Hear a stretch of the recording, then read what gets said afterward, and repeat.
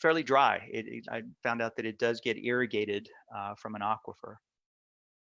Closer to home, yes. I'm sorry.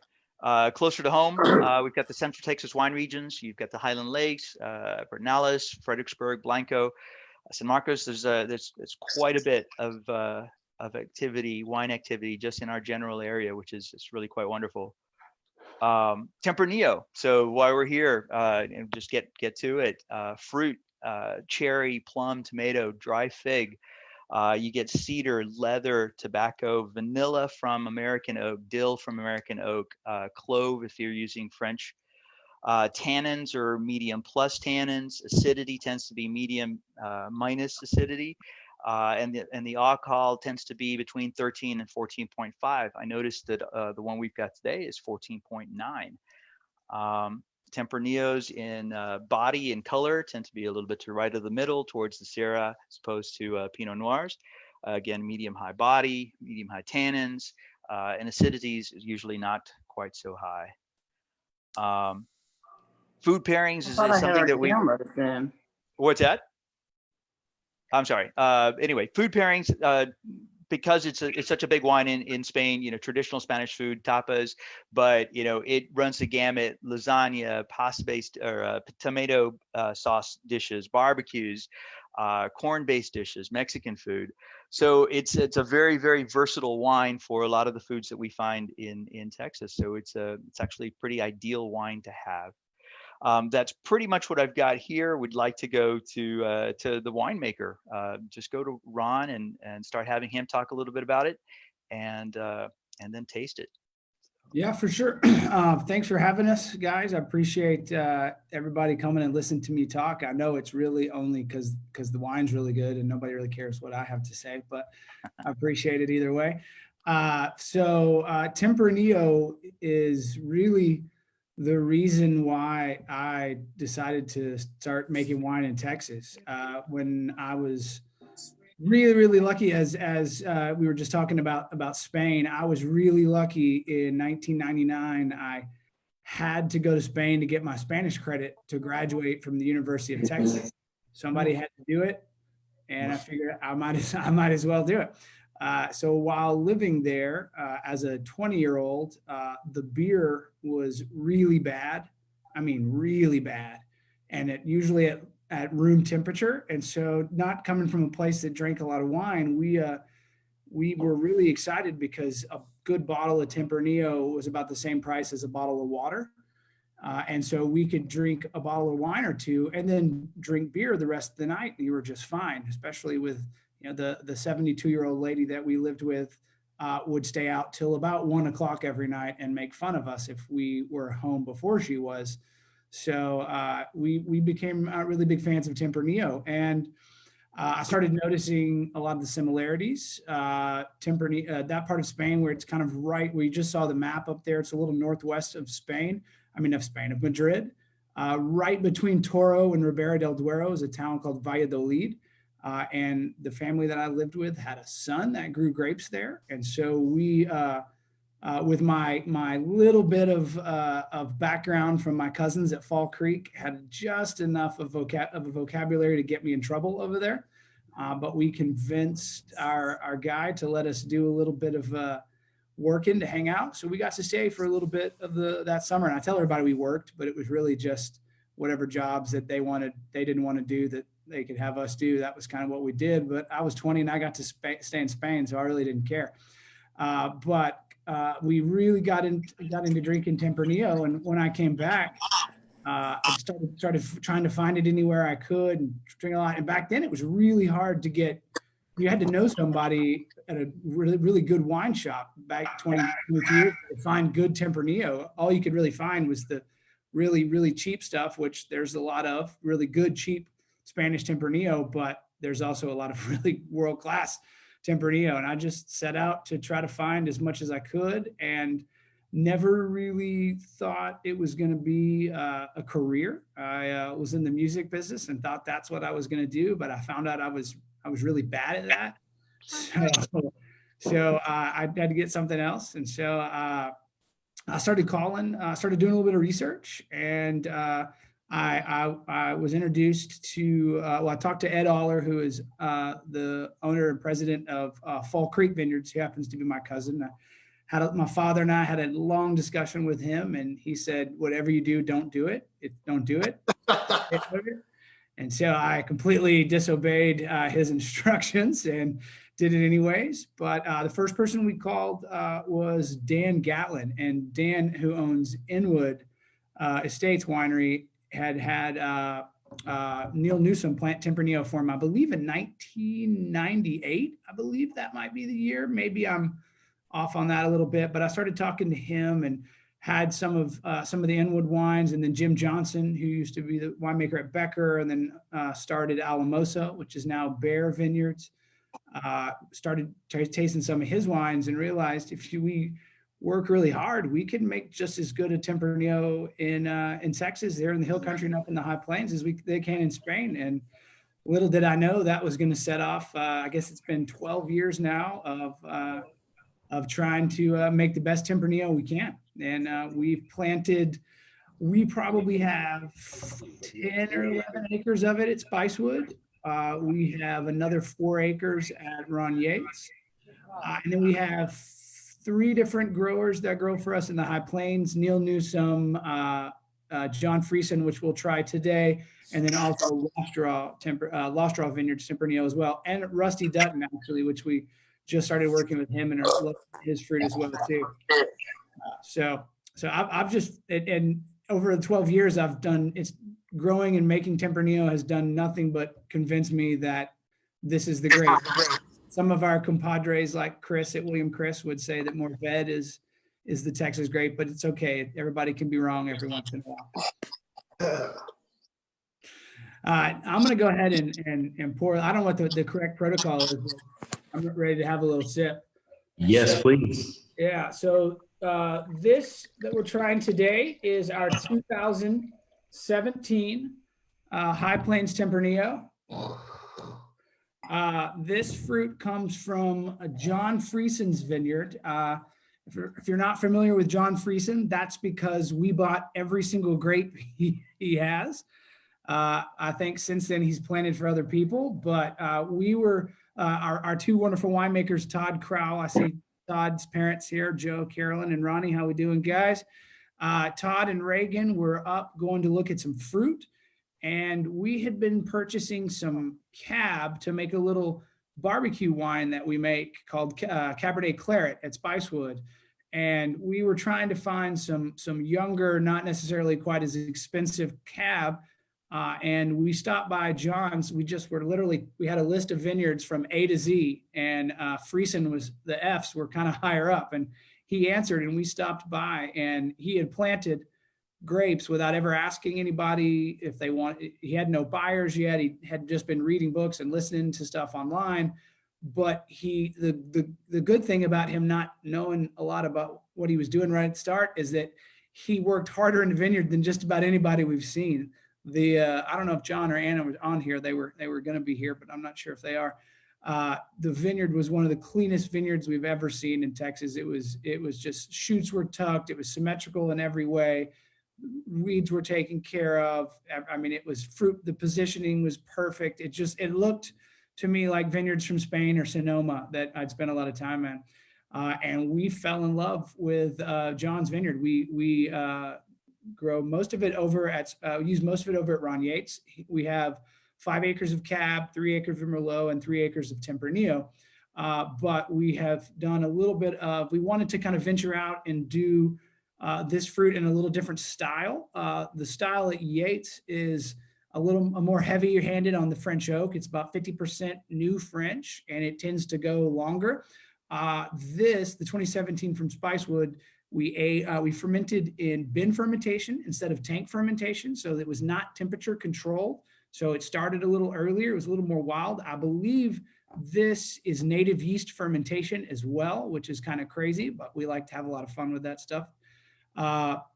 This was it was picked. If y'all remember 2017, the dirty little secret that we winemakers love to not talk about is that Hurricane Harvey, while being really, really horrible for Houston, was pretty good for the high plains because it sucked all the moisture. We were set to have 10 or 11 days of kind of drizzly straight rain right at harvest time, which is really not good. And the hurricane sucked all that moisture and it brought down all the Rocky Mountain air. So the day we were harvesting this fruit, I believe it was about 88 degrees in late August, early September in the high plains in Texas. And we were also harvesting our Pinot Noir fruit in the Russian River Valley that same day. And it was 118 or 116 in Sonoma that day. So a little juxtaposed on the fruit. But 17 was a really cool year because we get down to the end to ripeness. And as sugar starts to rise, we really start to drop acidity. So you tend to see a lot of lower in alcohol Tempranillos, a little softer because people are picking more on pH and acidity levels. You're looking to retain a little more acidity. In 2017, as the sugar rose, the acid held, and we were able to get things a little more ripe than we normally would because of that. And so we pushed the ripeness a little bit this year. You're going to notice a lot of dark fruit, a little more heavier notes. And like I said, it is 14.9. Usually we're at 13.8, maybe 14 on our alcohols, but we decided to, Todd decided to push it a little more that year. He's the one that makes all those decisions. But it turned out really nice. It's also a trend that I think Todd's going to carry on in his Tempranillos. This was only aged about 10 or 11 months on oak before we bottled it. It was, let me look here. It was, 10 months on 20% new and 20% new American and 10% new French. And then the rest was neutral. So we went juxtapose that a little more American oak, and for a little shorter time, I think it's just a little cleaner, a little fresher on the flavors, and we're really excited about how it's been tasting. I will brag on Todd and Reagan a little bit more. This did win a gold medal at the San Francisco International Wine Competition, and then it won double gold and best in class at the San Francisco Chronicle, which is kind of the big one for us. So I'm going to brag on that a little bit more. No big deal. The notes on this, to me, it was really funny because as we were talking about the typical notes on Tempranillo, as you're reading through, it was like boom, boom, boom, boom. We've got really fresh ground pepper and plums on the nose for me. And Todd, our winemaker, who spent 12 or 13 years out in Sonoma, specifically said it has Santa Rosa plums because apparently Santa Rosa plums have a little different flavor than others, but so we've got so this, because normally cherry is that dominant flavor in Tempranillo. It is just pretty much, especially in Texas, but because of the ripeness of this fruit in 2017, we have a little more of that blackberry, black cherry, darker fruit. And to me, and I'm always not one during tasting notes to tell people what they should taste or what it smells like, just because I like people to make that determination for itself. But in this instance with this wine, to me, it just smells like blackberry pie. There's black baking spice. I get a little bit of crust and then blackberry jam throughout.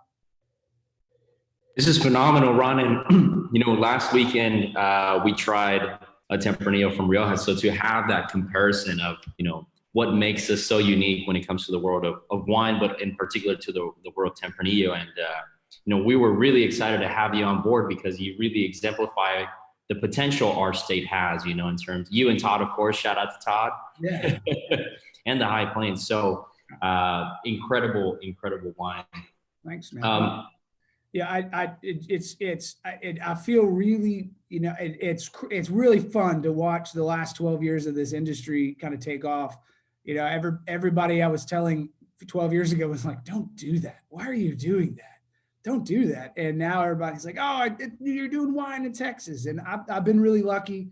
I came on right.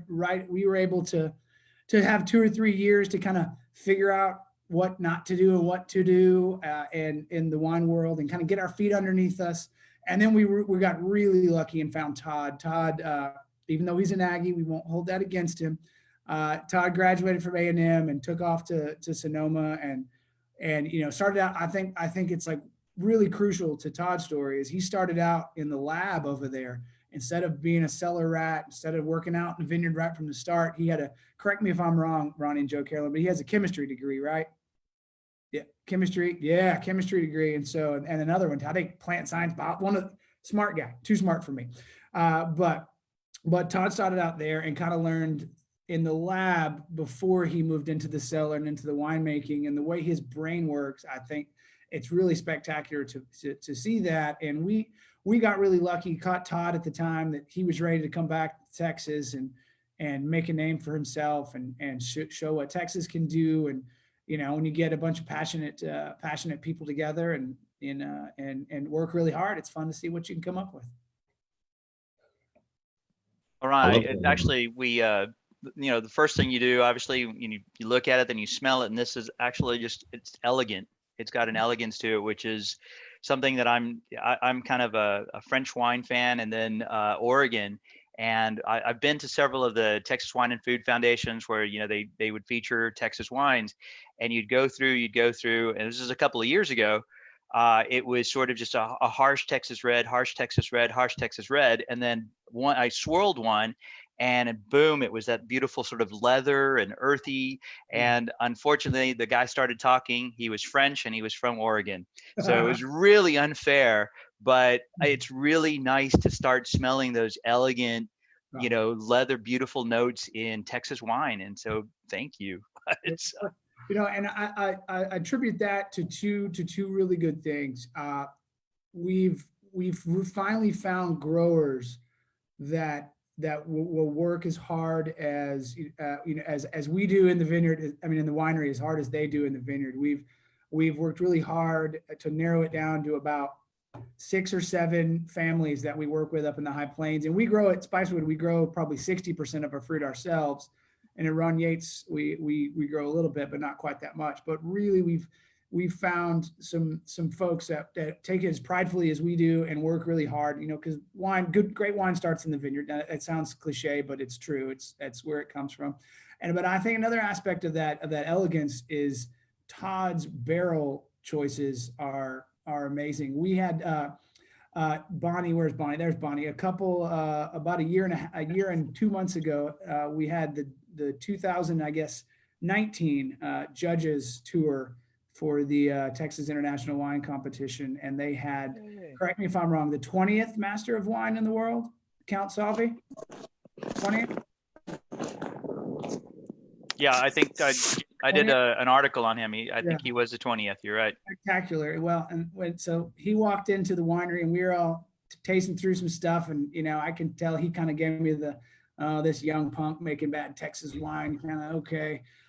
And then he started looking at all the barrels, and he was like, your barrel choice, you have some of the best wood in the world. And I was like, well, you've got to, if you want to make the best wine you can make, you got to do it on all aspects. And so he was blown away by our wines. And I think a lot of that has to do with the fruit that we're getting, the growers that are really starting to figure it out and grow really great fruit, and Todd's ability to pair that with spectacular oak. I mean, it's amazing how you can see. We've had some fruit early on that was not want the best fruit, and we still made really decent wines out of it. But when you get that fruit that's so clean and fresh, and the numbers are right, and it's got all those flavors, and you put it on really nice oak, it's amazing what it can do.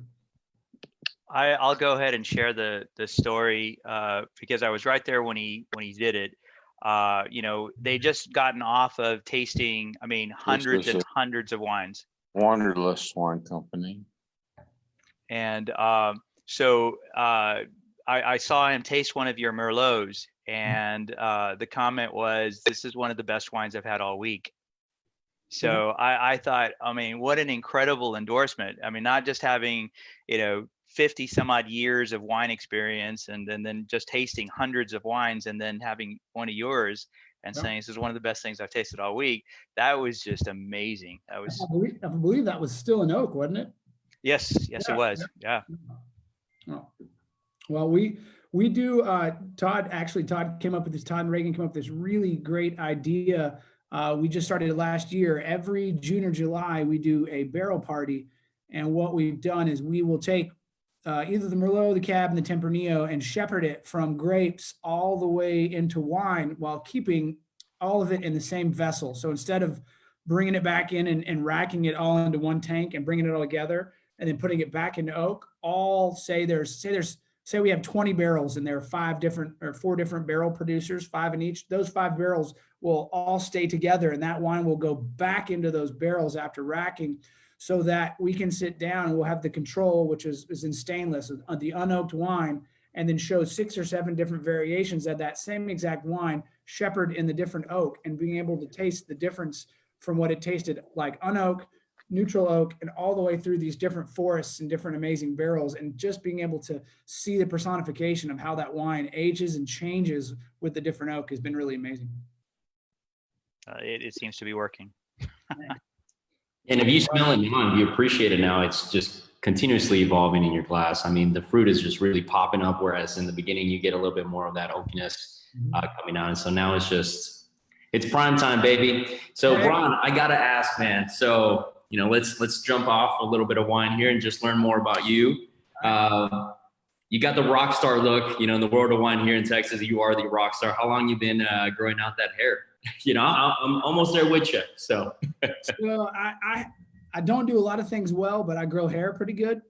And so I used to grow it out really long, and then I'd shave it really short, and I guess I had enough. Didn't have a great haircut person or something, but I just would never go. And then right when I met my wife, or my now wife, I had a haircut appointment to go get my haircut the next week. And the first time we met, she just kind of casually mentioned that I wouldn't do that. Don't do that. Don't do that. So she doesn't like this very much, but she loves this. So it's stayed because she says so. Well, that's awesome. I mean, you're influencing the wine industry in a lot of ways, and definitely in style too. So we definitely need that here. But with that said, tell us a little bit more about Texas Fine Wine Group, or the organization that is. So Texas Fine Wines is a group of 5 different wineries that we've joined with. Technically, the 4 together: Dukeman, I almost said Brentwood. Dukeman, Brennan, I almost said Becker. I can't even think today. I'm drinking this wine. Bending Branch, Brennan, Dukeman, and Pedernales Cellars and Spicewood. All 5 of us. They were together for about 3 or 4 years as a marketing group and started really doing really cool things. And they're all a little larger wineries than we are, with a little bit of distribution. And they asked Spicewood to join and be a part, and I was very flattered. And 4 wineries that I feel make really great wine in the state, and we were happy to be a part. And we all 5 kind of have the mission that, all 5 of the wineries really take the winemaking part really serious, the quality part really serious. And yeah, we all are in this to try to make a living, but it really burns deeply in us that we all show the rest of the country, of the world, that we can make world-class wine in the state. And so we, after they were gracious enough to have Spicewood, we partnered with them, and we do a lot of education and trade tastings and all kinds of stuff. Our Denise Clark, our wonderful director of Texas Fine Wines, does amazing jobs for us and gets us out in front of people and in front of sommeliers and writers and bloggers and all those important people, and really helps us champion the cause of what we're trying to accomplish, and show people that, hey, there's great wine right down the road from wherever you are here in your own state.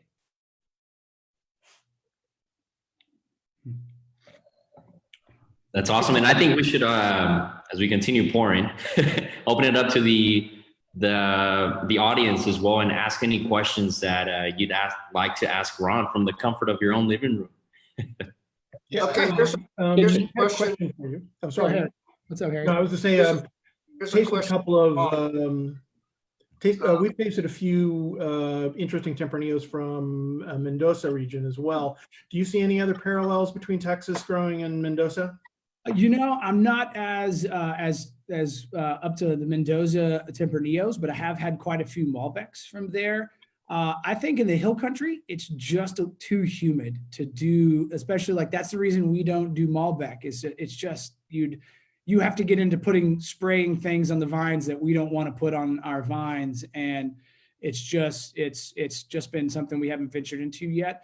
But the high plains, everybody always loves to talk about how flat Lubbock is. You can see your dog running away for 6 weeks, but it's flat at 3,200 feet or 4,200 feet. And you have these wonderful warm Texas days with hot sun.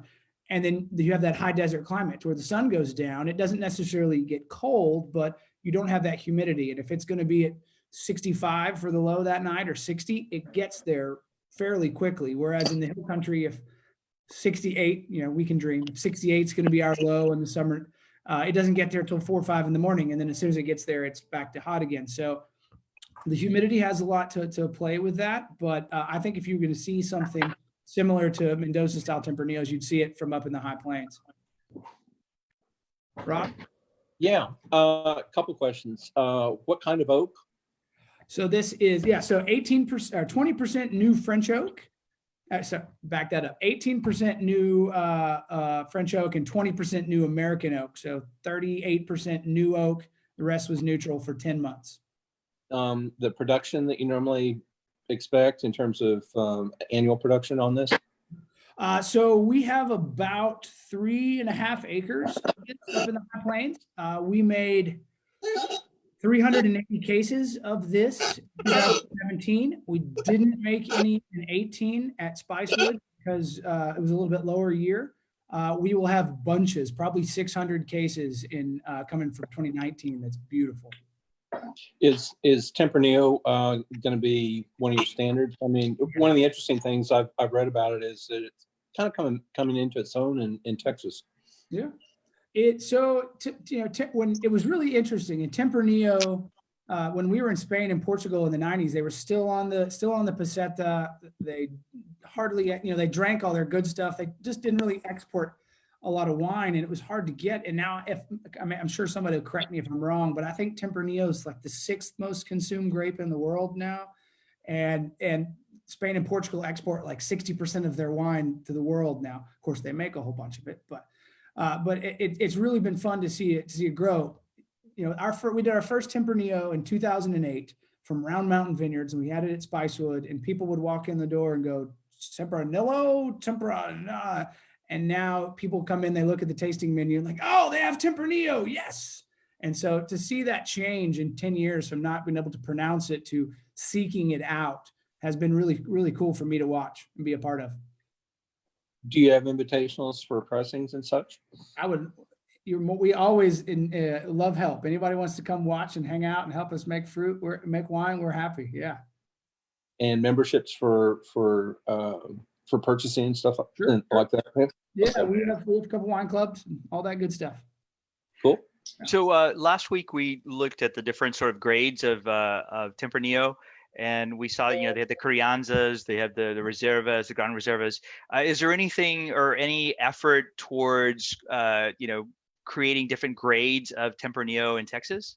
I don't know if necessarily on the whole as an industry we've got to that, but we certainly do that. We have with our estate Tempranillo, with this little guy right here, our little, the ones we grow on the Vineyard Spicewood, we make that very Spanish in style. I believe minimum of 20 months in oak, usually 50% new French, and usually 2 years in the bottle before it's ever released.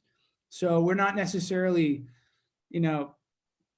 setting out to do something specifically like a Crianza and Reserva and Gran Reserva, but we will put Gran Reserva on it, at least until Spain tells me I can't do that.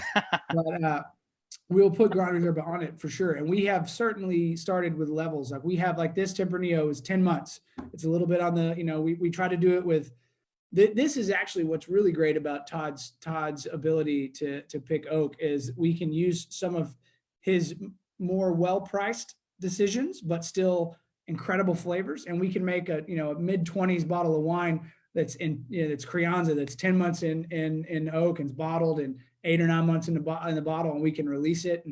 But we're certainly ourselves trying to set those levels of expectation and quality. And I'm sure there's other people that are doing. I don't know if there's a groundswell to actually set those grade 8, but that's the way everything's heading as we grow as an industry and the quality just keeps getting better and better and better. I think we'll move that way. Yeah. He kind of blew us away last week by mentioning that the wine that we had, he thought still could go another 20 years before it got drunk. And so that was really surprising. That's the cool thing about Tempranillo is that's all. I love to talk about how malleable Tempranillo is. You can pick it early before you get to that really intense cherry flavors, press it and make some of the most gorgeous rosé you've ever tasted. You can make a soft, elegant Pinot Noir style red wine. You can make the heaviest, jammiest, incredibly intense red wine out of it, and it can excel at all those different stages if done correctly. And I don't think there's as many grapes that can succeed in so many different avenues as well as Tempranillo can. It may not make the best in the world, heaviest, jammy red wine, or it may not make the best, softest, most elegant, but it's right up there with all of those, and it can hit all of those different levels. So to me, if you pick it, I could do Tempranillo every night of the week, just picking different producers and different styles, depending upon what we're eating with dinner, and be very content. Ordinarily, I would, if I saw 14.9 on a bottle, I might shy away from it. But you guys are changing my mind on it. I mean, I think his was really big as well. Mm-hmm. And he said it's something about balance. Because I've had Zinfandels that just burn, and so I stay away from the really high alcohol ones. But you guys are teaching me something new. Well, I think we're finding. I think that when it's funny, when Todd first got here in 2012, the first year, this Tempranillo is 13.2 on the alc, or 13.4 on the alc, and that was about pushing it for him coming from California, and he was picking fruit really more on acidity and pH levels and flavors than he was on sugar numbers. And I think over the years, we've started to see a little elevation in our ripeness level with our fruit. Excuse me. The lower alcohol Tempranillos make killer wines. I mean, this one right here won gold in Lyon, France at the concours. We'll take that. Awesome. But it's very soft. It was only about 35% New French, and it was a little lower. It's earthy. It's got that leather, that fig, that tobacco. It really features more of those savory elements. Whereas when you start to push that ripeness a little bit, you tend to get that fruit in balance. At least for me, I tend to get that fruit in balance with all those savory notes. And that's what I really love about Tempranillo, having cherry with some leather and that good stuff. But we're finding it just a little higher ripeness level. If you can keep it in balance, it's bringing that fruit and more of those savory notes into what, for lack of a better word, making them work better together. Cohesion. That's what I'm looking for. It's beautiful. Yeah. And so, Ron, I have a question for you about sugar levels. Sure. What are you harvesting at as far as Brix goes? This reminds me of Cab Sauves I've had from Paso Robles, a little bit on the riper side, maybe even left behind with just a little bit of sugar to kind of bring in a little more elegance, which I find makes the Paso Robles wines really enjoyable. What are you harvesting at, and kind of what are you leaving the sugar levels at whenever you finish off with the wine? So really 24.5 to 27 is kind of the range.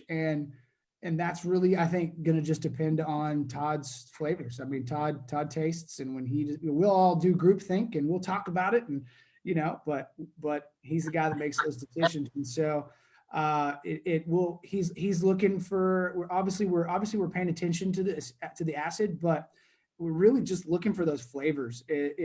Are the skins still showing any bitterness? And it's really quickly in Texas with the heat. One day it's like, the skins are.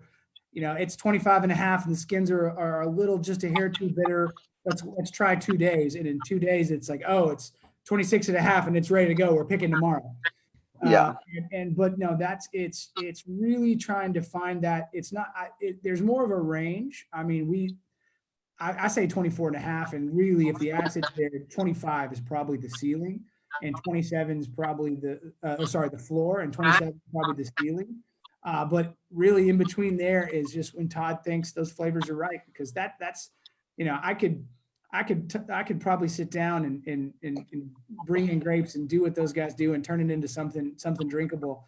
But yeah, that's part of where that talent is to be able to taste the flavors in the grapes, and from that little bit of sensory analysis in the mouth, be like, yeah, it's ready to go. We're picking tomorrow, and that's kind of, yeah. But no, we elegance is something that we have, as like we were talking about earlier, I think with Sammy, is one of those things that we have always, it's bothered me about Texas wines is that you can get them ripe and heavy in flavors, but they're rough.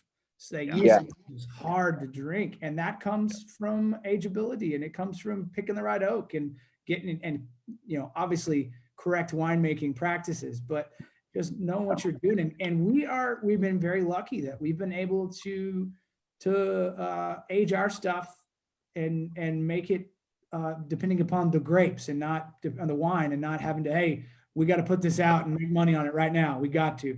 We've been able to do that, and I think it shows. Doug Lewis is another guy that does that. Doug hangs on to wines till they're ready, and I don't knock anybody for doing what you got to do when you got to do it. It's business, but if you can hold on to those wines and put them out a little bit more when they've had time to turn into what they're supposed to, I think it shows. And that is really making wines with finesse, with grace, with elegance, with flavor, softness, that just don't knock you over and make you need to have a big piece of smoked meat just to put it down.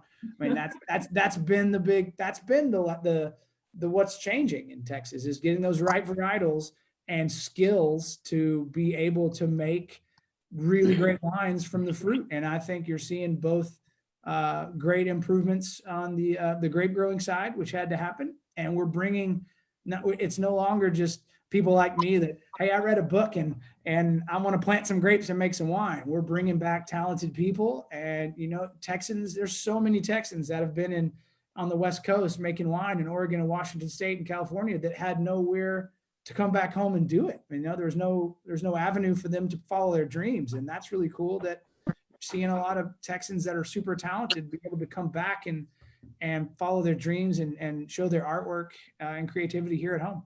Hey, Ron, we got a couple questions from the group chat over here, and I wanted to get you to answer some of those questions. Sure.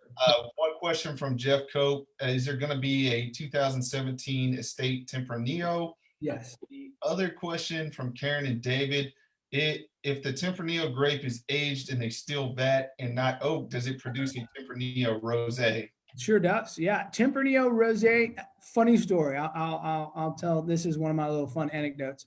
When we were, as a 20-year-old Texan that had basically been to Colorado and border towns, I had not really seen a lot of people that drank pink wine, other than say my grandmother, my great grandmother, that drank really sweet pink wine on the porch at the ranch. And it just wasn't really what I wanted to drink. But after a hard day of working out in the vineyard, and you think about that out there in the Duero and in Toro, it was just as hot, if not hotter, as in hill country. Of course, they're a little more mountainous and they get cooler at night, but that heat was just as intense here. And we would finish, and because of the governmental standards, we were the vineyards that we spent time at, they were only allowed to plant those grapes. So everywhere we were was Tempranillo. There was nothing else. And so after, drenched in sweat and a hot sunny summer day, the last thing I wanted at 5 o'clock was a big, heavy, 2002 Rio Duero Tempranillo with 100% oak. And so, but all these old Spanish men would drink this rosé, and we kind of tease and laugh about it and like, oh, the pink wine. And then they got us to drink it, and we were like, oh, that's amazing.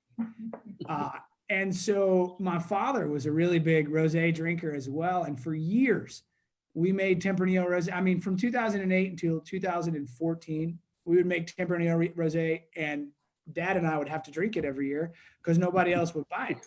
And I don't know what happened. About 14 or 15, it just went, and you have rosé, and we can't keep it in stock. Excuse me. But Tempranillo rosé is one of my favorites. But we kind of have a belief with it that we like to pick it a little early before, we love that cherry in the heavy red wine part of it, and red wine cherry is where it's at. but we like to pick it a little early because that Tempranillo, the strawberry will really show itself. To me, it's like I always make the really bad joke to people in the tasting room that our Tempranillo rosé tastes like Wimbledon because it's just strawberries and cream. And some people get that joke and most people don't. But, That is pretty cool. but if you pick it a little earlier in the ripening process, it really shows and exudes strawberries. And I think that cherry tends to cloud it a little bit in rosé. But yes, we love rosé. We've won tons of awards with it, and we sell that out very quickly every year. And we will, as long as we have Tempranillo to make rosé with, we will continue doing that. Now we had some rosé at Ron Yates back when the Texas International Wine Competition was happening. So was that a Tempranillo rosé or? That was Grenache. Grenache. Okay. Hey Ron, I know you have, we have Spicewood, you have Spicewood Cellars, and you have Ron Yates. We got about 600 people listening on this the live stream that I posted, and I know you got these two different wineries. Can you kind of explain maybe a little bit about Ron Yates and some of the top wines that you sell out of there too? Yeah. So about 2015, Todd and Reagan and Shane were like, Spicewood has the capacity to make about 3,500 cases of wine if we really pushed it. And we were making about 7,000. And the winemakers were like, I think we're going to quit if we have to keep taking these barrels out every day to do this work and spend another hour to put them back in every night. So we started looking for some property really around Spicewood to build another production area, just, some warehouse work. And I thought for sure I would be able to find something cheaper near Spicewood versus 290. And turned out they were both really expensive and right about the same price. So we just happened to come across a piece of property that was not for sale. Our real estate agent went to church with this lady, and she was like, I'm kind of interested in selling, maybe. And so we found it, and we just at that point we had really been pushing Spicewood. We'd been, when we bought Spicewood, there were 17 acres planted, and we ripped it down to about 9, and then we planted back to about 32. So we'd really been pushing the fruit that we grow ourselves. And so really, it wasn't necessarily the intent originally. When we bought the new piece of property, it was like, well, why don't we open a tasting room here anyways? It's on 290, all these people are here. But then we were kind of worried that maybe Spicewood would lose some of its traffic if we opened up on 290, and that we didn't. We were worried about the appeal because Spicewood, we want people to come and see, like, that's the picturesque 32 acres of grapes on the hills. You can sit on the patio and see all that. And we knew we wanted to keep focusing on the grape growing side of it. Like, that was the whole reason we bought Spicewood in 07, was to have our hands in the dirt and not just be a tasting room on 290. We really wanted to grow. I mean, my family I'm a sixth generation ranching and farming Texan, and that's just, I guess it's in my blood. But so when we bought Yates, we decided, after that, we decided we would move Spicewood to as close to estate as possible. And really, Yates would become, while we do grow a little bit of fruit there, we have 4 acres of Tempranillo. We'll put, we've got some really cool, another really cool white grape going in that I can't talk about yet. But we'll put in another 2 or 3 acres of that. But the real focus on Yates was trying to source the best fruit in the state, and almost to the point of being assholes about how good we want the fruit to be. That's why John, with the Tempranillo that we're drinking, it's why we love him so much, because he works so hard. But yeah, Tempranillo is the focus at Yates as well. We have 3 or 4 different Tempranillos we do from there. But we also do a lot of Rhone fruit. We have a vineyard that we've been able to source a little bit fruit from out in the Texas Davis Mountains. So we've made some GSMs from out there that we are just could not be happier about. We have I don't know if anybody up here has seen or met Mr. Dan Sharp through Facebook or all that good stuff. But Dan, he will tell you if it's going to be my fault whether he succeeds or fails, because I was the jerk that talked him into moving out to Fort Davis and being out there. But he's putting some cab in the ground out there, and we're going to put some GSM fruit out there. But we're really looking for the best fruit we could find, and with that Tempranillo and kind of some of those those Rhone varietals were really the focus there.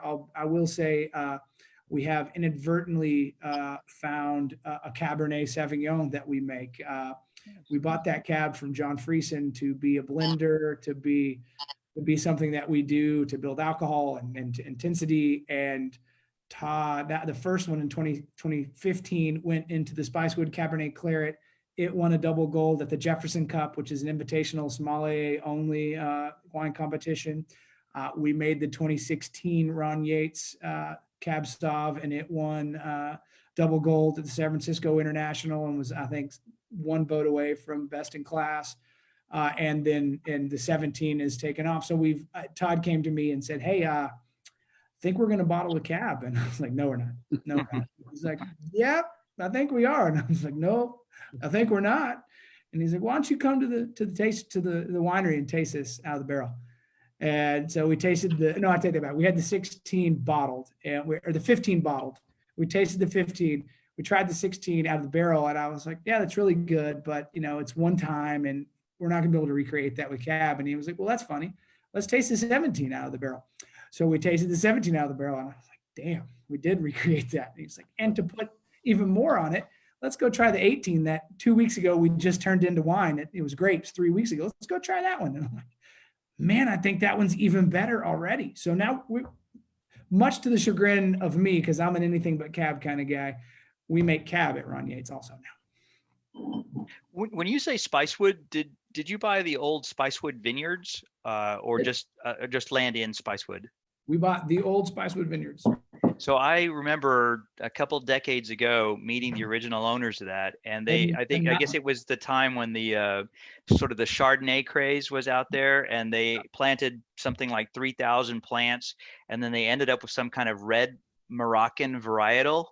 Yeah, it was Alicante Boucher. Alicante Boucher. Okay, all right, yeah, and so it was absolutely not what they expected, but it was. Yeah, they had alreed put everything they had into it, and I remember helping them pick some of their grapes. So you got that. That's very cool. We bought that, and it was Ed and Susan. I mean Ed and Susan. Wow, Ed and Susan are the allers.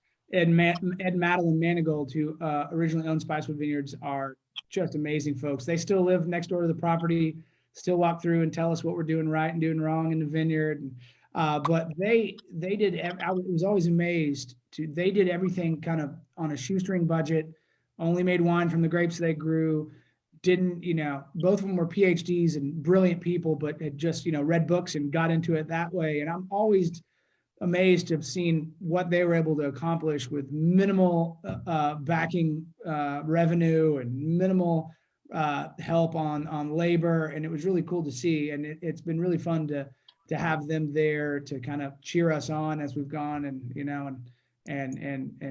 show us and keep on doing what they set out to do so long ago. And they were both, when we bought Spicewood from them in 2007, I believe there were 15 wineries on the wine trail.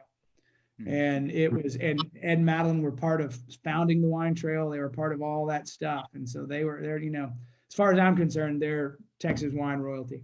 When I met them, it was one of the stops on the wine tour, and several of the other sort of larger wineries were, they had pictures up on the wall about, celebrities and politicians that had come to their wineries. And the two people from Spicewood were just so genuinely wonderful that that's the only wine I bought on that tour, because I liked them so much. Well, and I have to give them really credit too. They had Cab Franc and Riesling and Zinfandel and some other stuff planted that just immediately had to come out of the ground. But they had, and it's where I've probably been the most wrong in any decision I've made. And thankfully we didn't make the ultimate decision.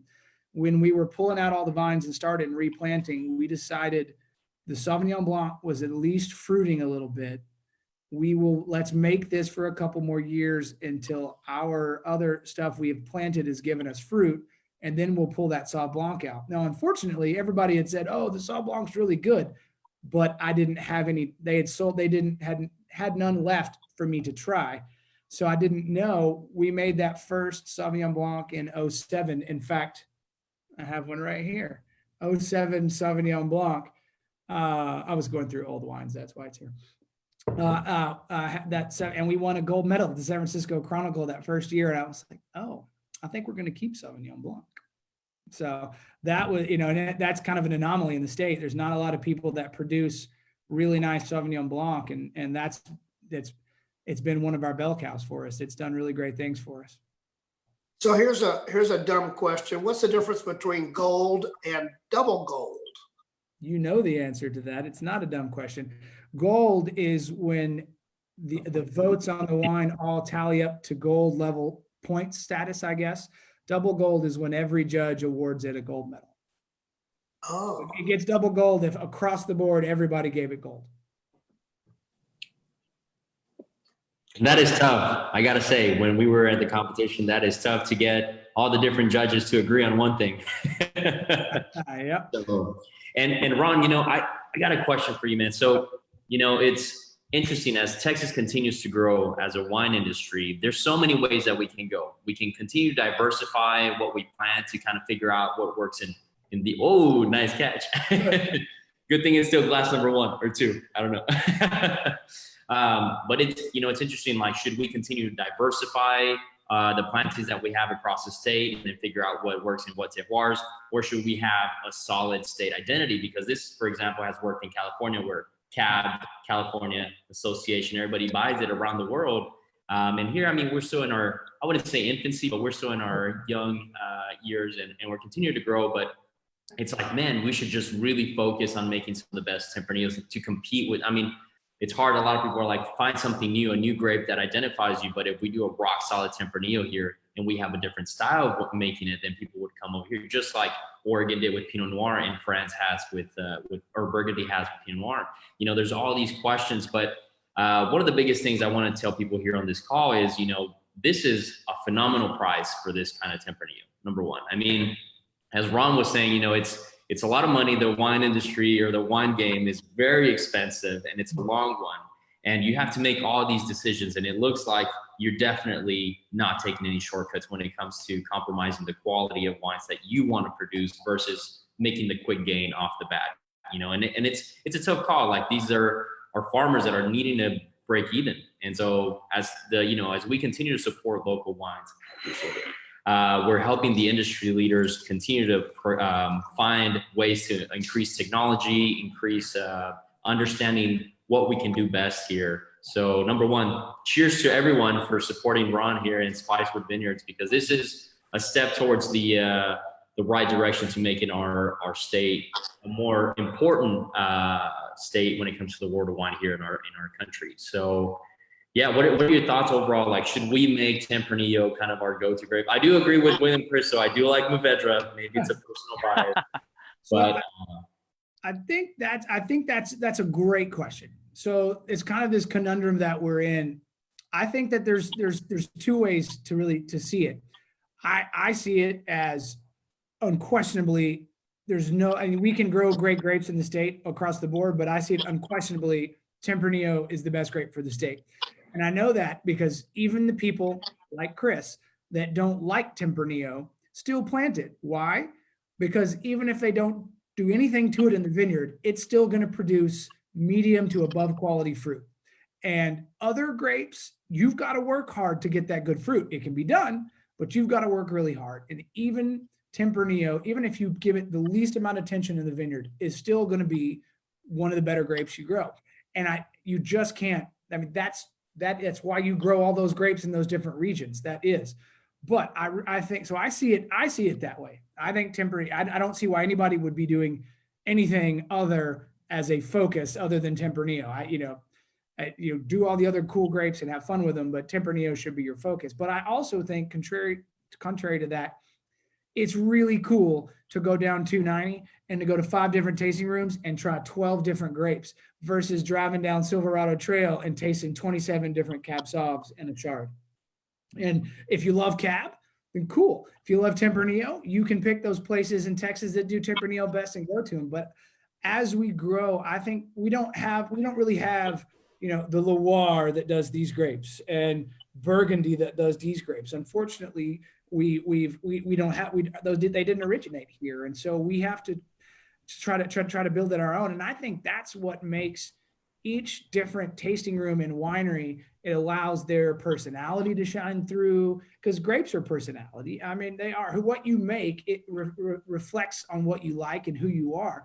And I think that that's really neat, especially for people coming down from Dallas or Houston or San Antonio for a weekend trip. They want to go see a couple different tasting rooms, hang out with some friends and experience some different stuff. You could literally get 12 different, you go to 3 tasting rooms and get 12 different varietals. And a lot of those varietals, which to Texas wine drinkers are, that's the norm. But you would go to Sonoma or Napa and pull in there and be like, can I get a Carignan? Can I get a Mourvèdre? Can I try your Tannat? And they'd be like, what are you talking about? Those are grapes. Those don't even exist. So I think that's a really cool aspect of what's going on in our state, is that our followers and fans are getting to try grapes that they probably wouldn't be introduced to if they were in other regions and other parts of the world, just because they've grown into focus on those main grapes. So long story, yes, I think Tempranillo should be everybody's focus, but it's also really cool to get. I mean, I'm not gonna lie, I love going and drinking Chris's Mourvèdre. I love going and drinking Benny Branch's Tannat. I love going and drinking Pedernalis's Viognier. I mean, I love going and drinking Dukeman's Vermentino. That's what keeps a lot of us coming back, and it's variety. And we may not have it all figured out as far as quality and how to do it on the grand scale, but we're racing that way. And to be able to be here and part of that evolution with all those different varieties, and to see, I mean, if everybody in this chat room were to have the first red wines we made at Spicewood, you probably wouldn't still be sitting here in this tasting room with us. But here, 12 years later, we've been able to learn, and I think that's been cool. Todd and I always talk about how the money and the time and effort, and the money mostly, that it would take to be able to start what we're doing in somewhere like California, even Oregon at this point, and Washington, on the West Coast, or in the more, in vogue places in Washington and in California. You just couldn't do it, and you couldn't do it and make money. You couldn't do it and be successful or even break even because of the costs. So Todd always we get to do what we want. We get to have fun, and if you're good at it, eventually you can break even. Hey Ron, I got a question. You talked about a little bit about California and that. California, one of the big wines out there is the Cab. You think, I know nobody has a crystal ball and can't see the future, but do you think the Tempranillo will be the Cab of California, but like the go-to Tempranillo in Texas? Like, as far as we're talking about a nation, like people seeking out Texas Tempranillo. Well, I think that you just don't see Tempranillo other than like Lodi or in a couple of places in California, and it's very niche, and it's not something that, we also maybe do a little Tempranillo because our owner spent a month in Spain and he liked it, so we do it. But Washington State and Oregon both do some really good stuff.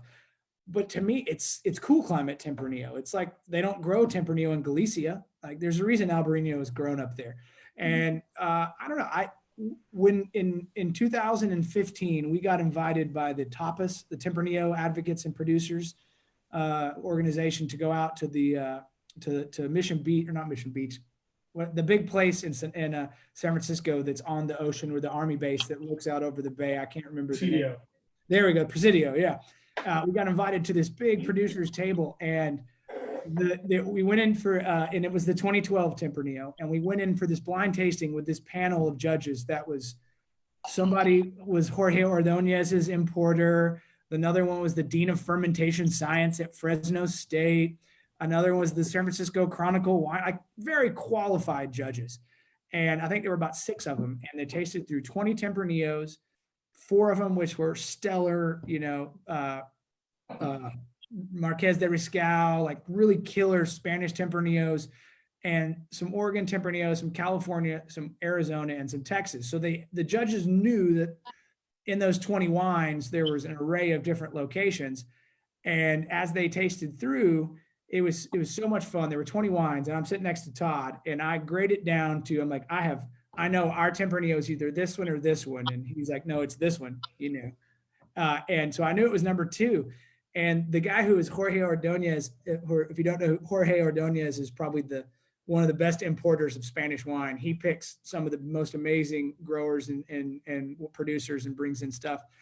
And so he kind of tastes through, they tasted, everybody tasted and judged, came back and we talked about each wine. And then they came back and revealed. And so he was tasting through and he pulls our Tempranillo and he says, obviously it's not Texas or Arizona. Maybe it's California. It's not Washington or Oregon because it's not cool climate enough. If I had to guess, I would say super high end from the Duero. And so Todd and I ran behind the back and we're like high-fiving and cheering. And so after the tasting, and his eyes were like, whoa, what?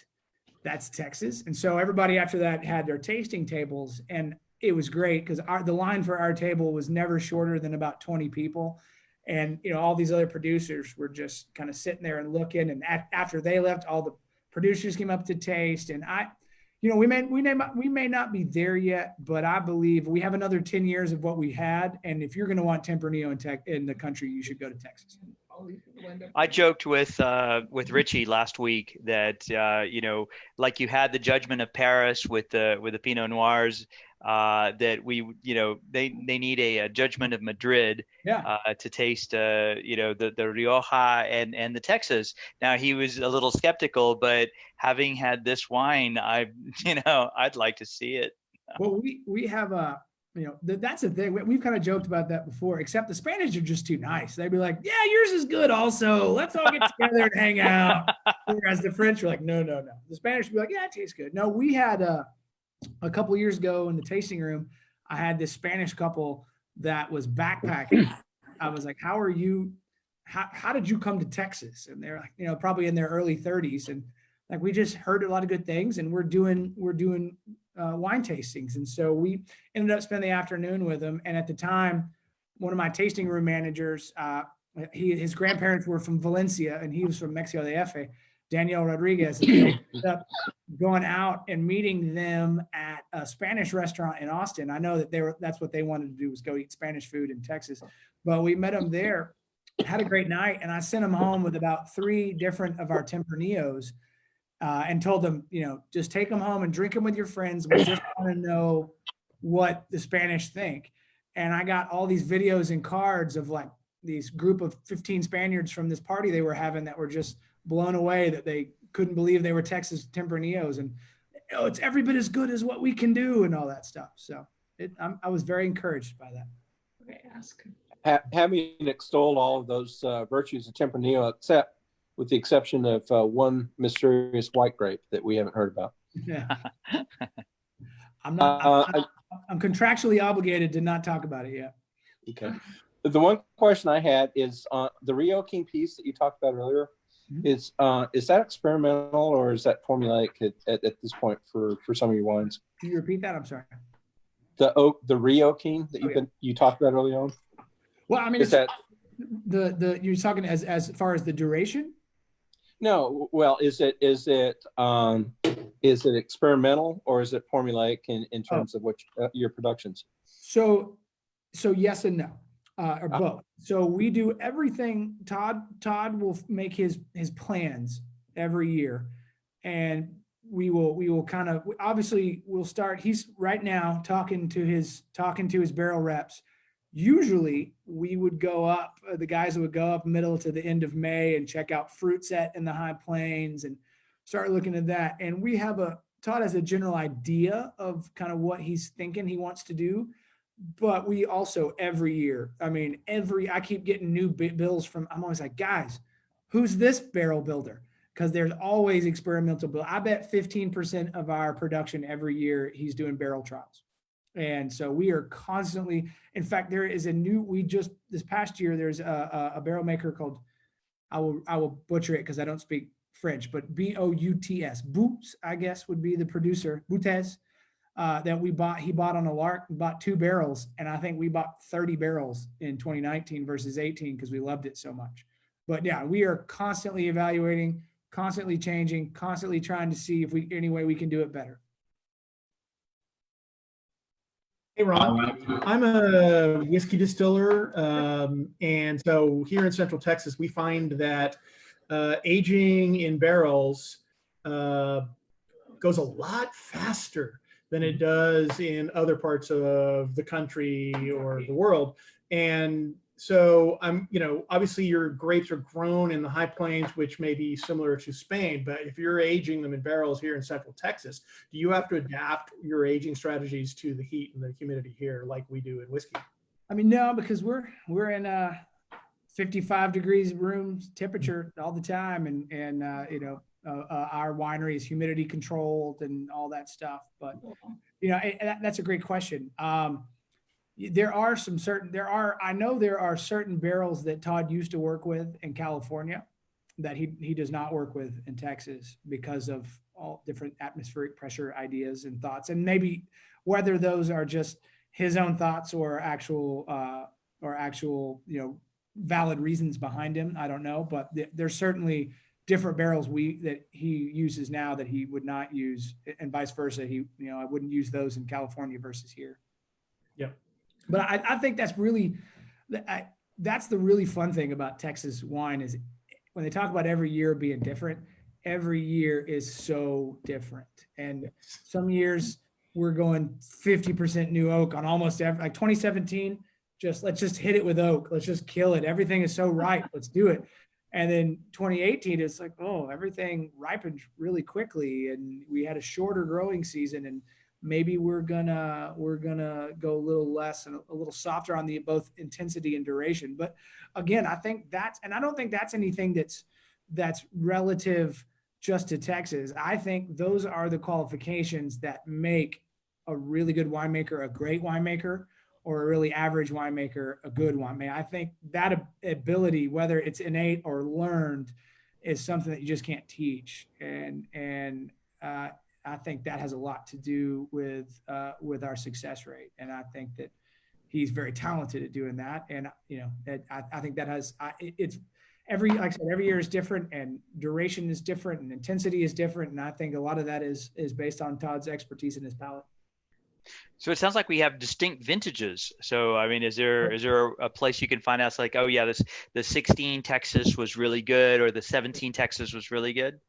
So, I mean, like perfect example, in 2016, we, with four different Tempranillo vineyards, we were so unhappy with everything. We only bottled one Tempranillo that year.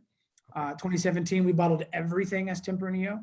2018, I got about half as Tempranillo and half went into some blends and other stuff. And so it's temperature really drives it. And hang time is a big deal for us. In 17, it's really funny. Everybody's like, oh, well, you harvested your Tempranillo in August. I always talk to, Spaniards or Californians and like, you harvested that Tempranillo on August 28th. And I'm like, yeah, but we had bud break February 8th.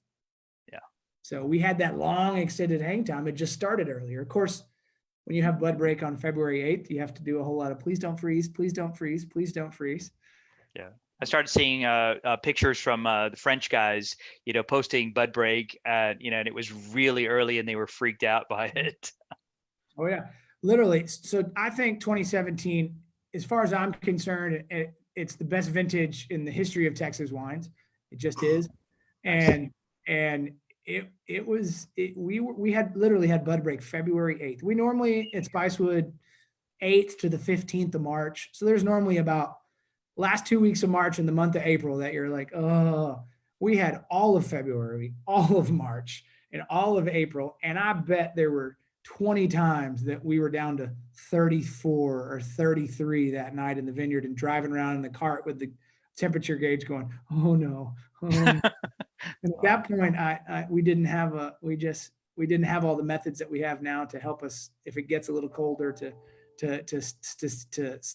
keep some fruit. So that year it was, it's perfect. That 2012, we had a couple of those days, turned out to be one of the best wines we've ever made. And we were about that. We had a day, it was down to 29 for about an hour. And if we'd have got much more than that, we probably wouldn't have had a crop.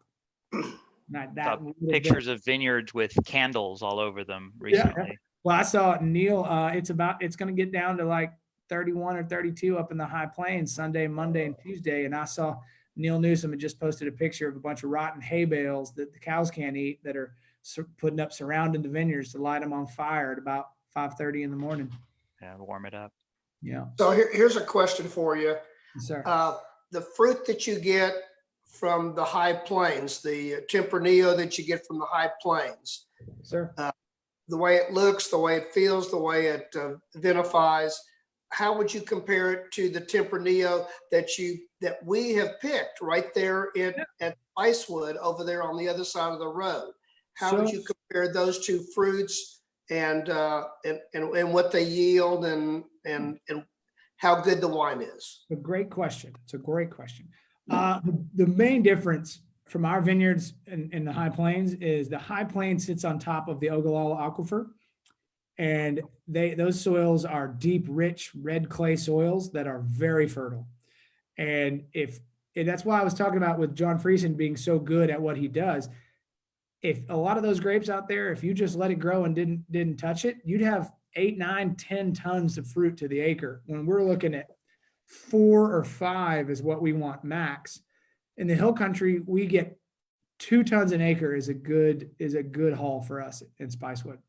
So you get a lot more, and to me, our fruit tends to be a lot more intense flavors. It tends to be more rich, and it tends to hold up better to 20 months of oak. Whereas the High Plains tends to be a little more softer. It tends to be a little more nuanced. I think you can get a little more the fruit development, the cherry, the black plum, that stuff in the High Plains really can personify itself a little easier.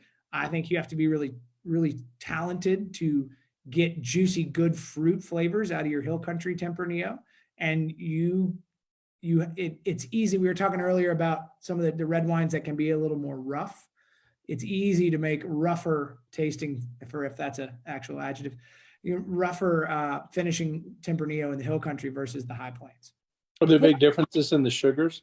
Well, sugars and just the amount the difference of how flavorful a vine that has 5 pounds to 10 pounds of fruit on it versus a vine that has 40 pounds of fruit on it.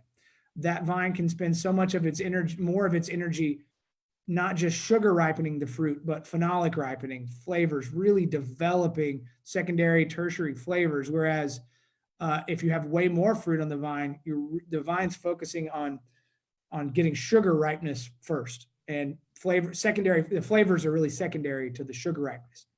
So that's why one of the grapes that we grow at Spicewood that we're hopefully going to have our first harvest from this year is a grape called Carignan, which Carignan, everybody, the old Carlo and Rossi jugs, the big cheap wine was Carignan because you could do 10 or 12 tons to the acre and you could make a whole bunch of really bad cheap wine. It wasn't very flavorful, but if you can cut Carignan down to like 2 or 3 tons an acre, it's some of the best wines made in the world. At least that's my opinion. All righty, y'all. So it looks like we're just crossing our hour and 15-minute mark. So phenomenal tasting. Thank you so much, Ron, for your time today. Thank you, guys. I appreciate it. Thank you, Ron. I mean, a lot of people obviously have their doubts when it comes to tasting Texas wine, but I think you have just changed their perspective. So I think everybody's close to finishing their bottle at this point. So definitely send me some more cases because I think we're going to have to replenish. So a quick plug here. So Wanderlust Wine Company, we are a winery here in downtown Austin. We'll produce on site, but we're also a wine bar. But we're focusing on alternative and innovative packaging. So kegs and cans. So Ron, would you ever do for Spicewood or for your own brand some keg wines for our launch exclusive? We can do something exclusive where our customers can try it out. In fact, Sammy, I was going to tell you, in 2019, we had a whole lot of Friesen Tempranillo, had a little bit extra. And so we're gonna do some we have some we're not going to bottle. So I'm happy to talk about kegging some of that. And also, we've got I'm going to can some Grenache Rosé for the first time this year. Hit it. And just like today, where people were like, are Texas wines good? I give you guys an opportunity to come down to Wanderlust and try some keg wines, because my whole journey is to prove to people that these alternative and innovative methods of serving wine are just as good, because, you know, a lot of people want their food to be farm to table. We're doing the same in terms of tank or barrel to glass. So we'll be up hopefully after all this craziness finishes, but definitely would love to talk to you, Rob, about some of y'all's wines here, as well as a lot of our other friends here in Texas. So I definitely will leave the Zoom on for, you know, continuous conversations with Ron if you're up for that. And I'm here, I got nothing to do. and, Well, everybody, if you have a chance. I would like to say thanks everybody for joining and hanging out and talking. And if anybody wants to come explore more with me, my email is ron@spicewoodvineyards.com. And just send me an email. I'll be happy to bring you out. We'll go through and taste barrels and drink wine and talk about Tempranillo and do all that stuff. I got into this business for a reason, and that is to get to enjoy all the wine we make with all of our fans and customers. Hey, Ron. Hey, I got a question for you, Ron. Hey, so, you know, as long as this COVID-19 is going on, we don't know how long it's going to last. I know that, you know, the Austin, Texas Wine Society and Wanderlust Wine Company, we're trying to throw these, you know, virtual tour or virtual tastings on once a week. We got one coming up next week.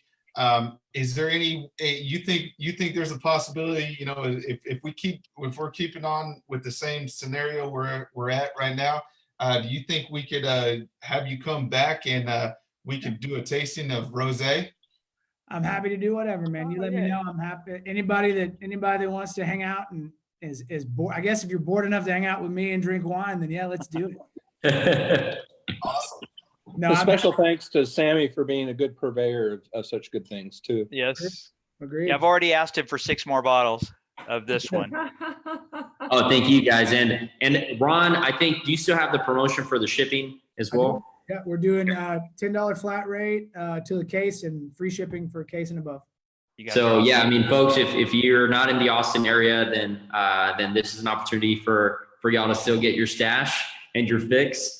But this is Ron. Thank you so much. This is honestly, I wish I had more wine. I guess I'm gonna have to just make do what the market has right now. But yes, please send me a few more cases. And everyone, we do have more tastings scheduled for y'all. We're gonna actually increase our tasting. So if this was fun and educational opportunity for y'all, we are accepting and appreciating all kinds of feedback on what are the things that you guys want to see and hear from our winemakers. Ron, we'll definitely have you back either on a virtual tasting or on site once we open as well. And you know, I'm excited for the day that Tempranillo, because Tempranillo is also known as Tinta Roriz out in Portugal, and I'm a big fan of port wines. You know, so and Texas being historically a state that produces really crazy high alcohol and sugar wines, you know, I feel that port and also oxidized wines, like I've seen a trend for a lot of oxidized wines. I think we have a potential for port wine. I mean,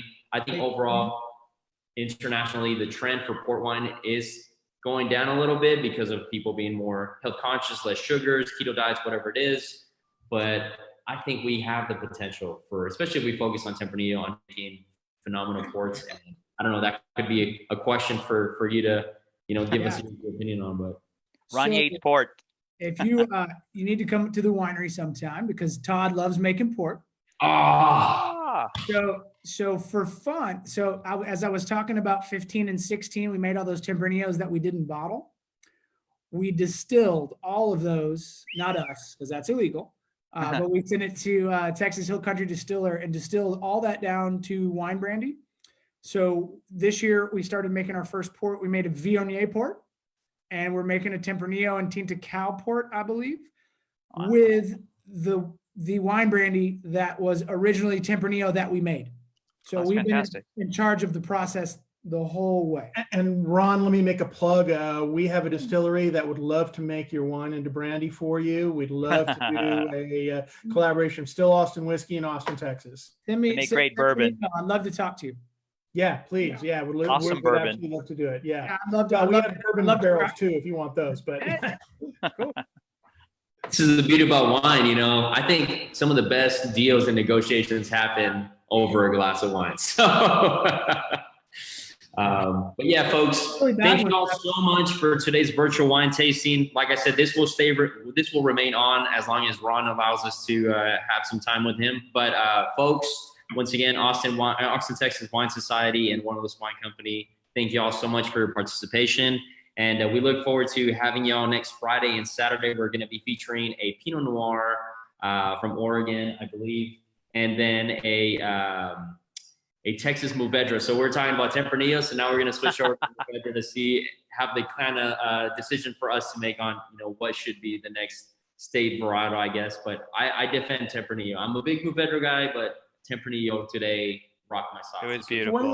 One last question for you. What do you think of Sangiovese in Texas? I was kind of a meh on it until I had a Coleman Cellars Sangiovese that's the best American grown Sangiovese I've ever tasted. That sounds nice.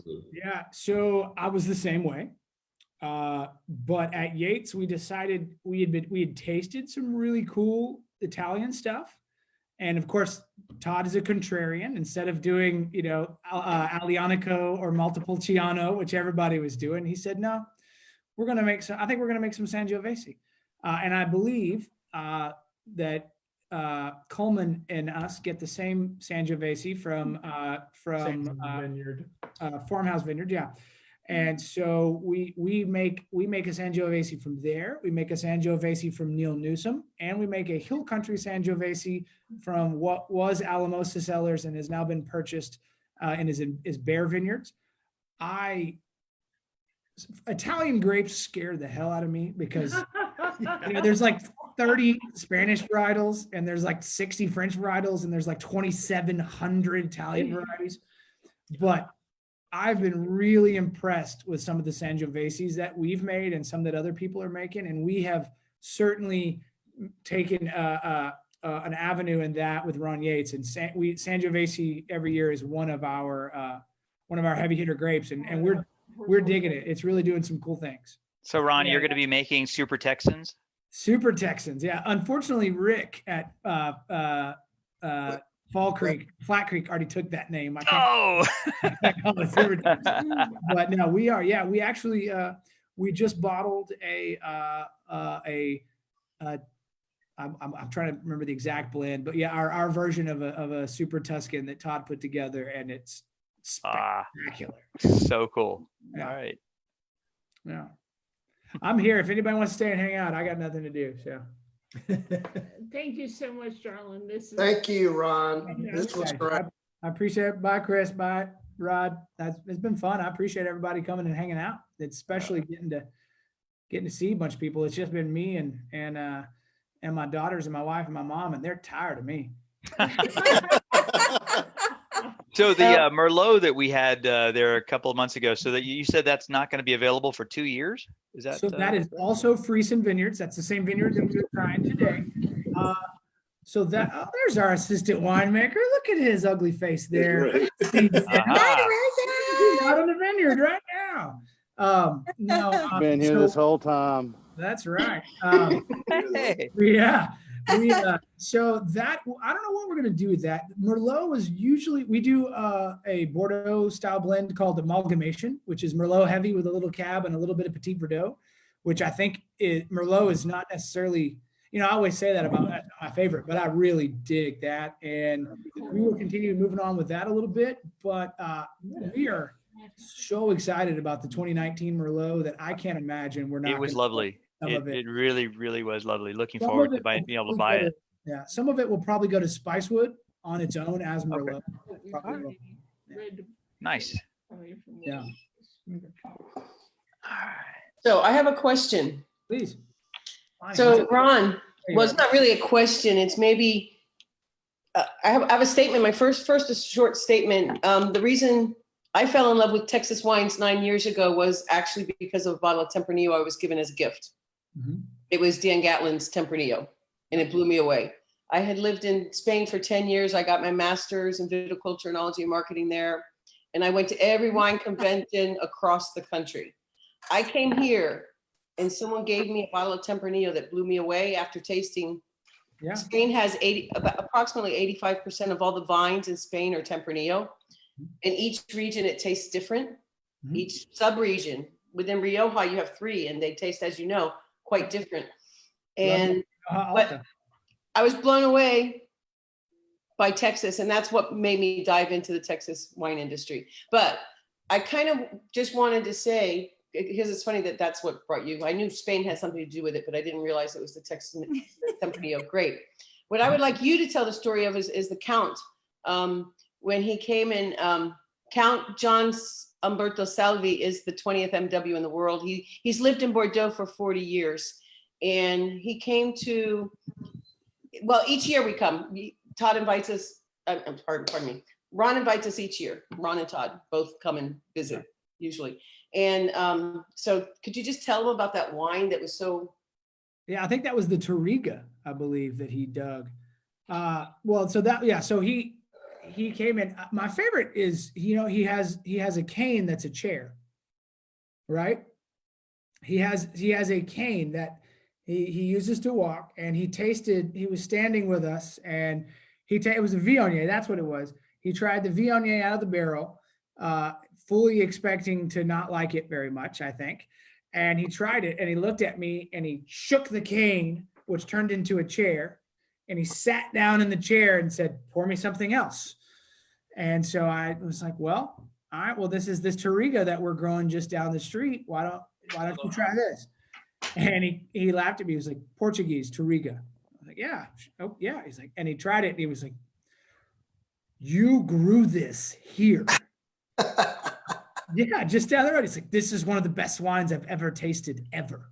And it's still in barrel. You grew this here." And I was like, "Yes, sir." He's like, and he was, it's hard for me to brag on us about that, but my head got a little bit bigger that day, because pretty important dude in winemaking was digging our wines. And it wasn't just that one. He had great things to say about everything. And then he came back and he got to talk with Todd this past time that y'all were there, and it's great. And hopefully one of these days we can get to go over to Bordeaux and visit him. I'm gonna take him up on that offer. Actually, remember that the Count is in Bordeaux. He'd love to see you. Oh, I know. We've actually Facebook messaged each other, so I'm gonna set that trip up. I'm gonna get there, and he's gonna be like, "Who's this long-haired weirdo that I don't know you?" But he'll remember. No, he will remember your wine. Well, I would just like to say that a lot of we're very blessed to have a lot of judges from all around the world, and some of them with such amazing talent. And I can just tell you that all of them are blown away by Texas. The Canadian judge wants to bring wines to there, and that's a liquor control board, as you know, which is a complicated thing. They can't just buy wine. I saw yesterday Lubos, our Czech Republic judge and chief and editor of the Sommelier magazine there, the owners. He posted a bottle of Texas wine. He was drinking a bottle of Benny Branch with pizza. Good stuff. So, yeah, no, and thank you very much, Bonnie, for doing what you're doing, because bringing all those people from all over different parts of the world and get to seeing what we're doing, it's great. I appreciate it, Richard and the brothers and Sammy and all that. It's just, it's going to take a collaborative effort. I still meet people out that are like, "You make wine for a living in Texas, really?" And I'm like, "Yeah, we're like the 5th largest wine producing state in the country." But I appreciate all you've done to help further everything that we're doing. It really helps. Sammy posted his computer died, so he sends his regrets. Yeah, that's all right. The first time I was out there, with the wine International Texas Wine Tasting Group is, one of the actual first times I went to, the wine country, and I was just blown away by y'all's stuff. It was crazy. I mean, y'all were awesome. The way that y'all presented yourselves, and man, it was good stuff. I mean, I think Todd sold me like 7 bottles of wine before I left, so it was good. Todd, we have I'm very blessed to have found Reagan and Todd that care probably more than I do, honestly, because they are the ones making it about the quality of what we're producing, and we all fit like that. I'm good at talking and drinking, and they're good at making, so it works. But No, I appreciate that. I think Todd was a little concerned when he started working with us because I'm maybe a little more laid back than a lot of other people that own wineries. Like, not the long hair and the hoodie, I don't think happens for a lot of the people he'd worked for. But he did actually, he pulled me aside about a year ago and was like, I didn't think this laid back thing was going to work, but I think we've got it down.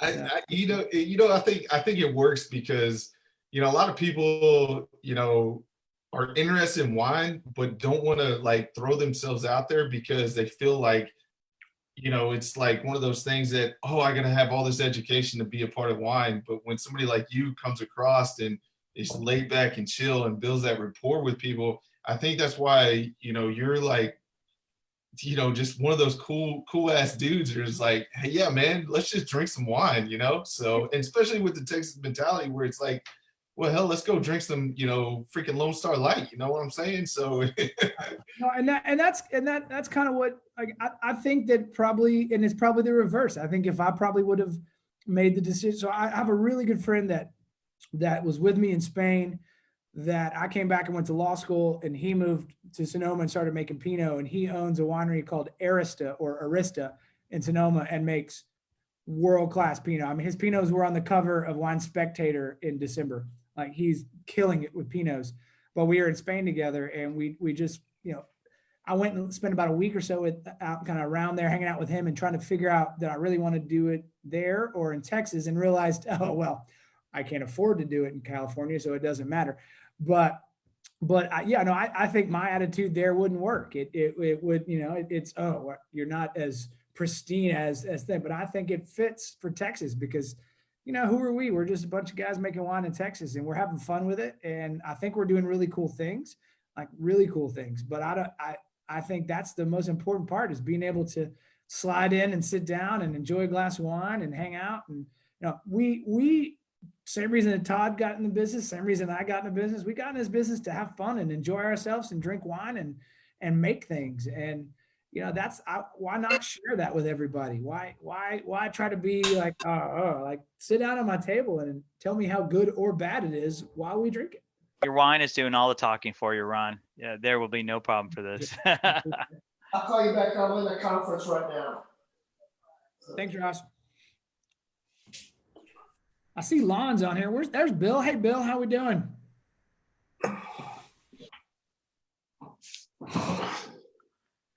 I think we still have 20. We're down to 26 lines, but that's still pretty cool. I mean, this has been this is awesome. I was really happy with this. We have about 50 people on the line. So, I mean, this is cool, man. And like I said, Ron, man, I appreciate you coming on this call. I mean, one of the first people that, I know we thought of was, let's get Ron Yates, man. Let's reach out to Ron Yates, and just because of that, that experience that you showed us at your winery that day, I was like, that's a cool ass dude. And I think, he'll brings a lot of value to what we're trying to do with, just wine in the Central Texas and Austin, Texas. We're just trying to promote wine and get it out there and make sure that, people are, at least trying it out in Texas wine and whatever wine people are interested in. And like I said, thanks so much for jumping on this call with us. And, I know you got stuff to do, but I appreciate it. Yes. Well, other than this, it's just get back out in the vineyard, and, drinking wine's more fun than working out in the vineyard right now. Although it's not hot yet. Although I see Reagan's in the vineyard working right now, so he's probably smiling at me and saying asshole or something. But. So if I could ask a little bit of a sort of a technical question, I remember from some classes that Texas has got some unusual critters that kind of hurt vineyards. Are you experiencing any of that kind of stuff? We really don't. I mean, we have a little bit of some rabbits and some deer and stuff, but our location at Spicewood has been pretty lucky. For some reason, we just really haven't experienced that too much. I know. I mean, insects, actually. Insects. Oh, yeah. Yeah. Oh, yeah. Yes.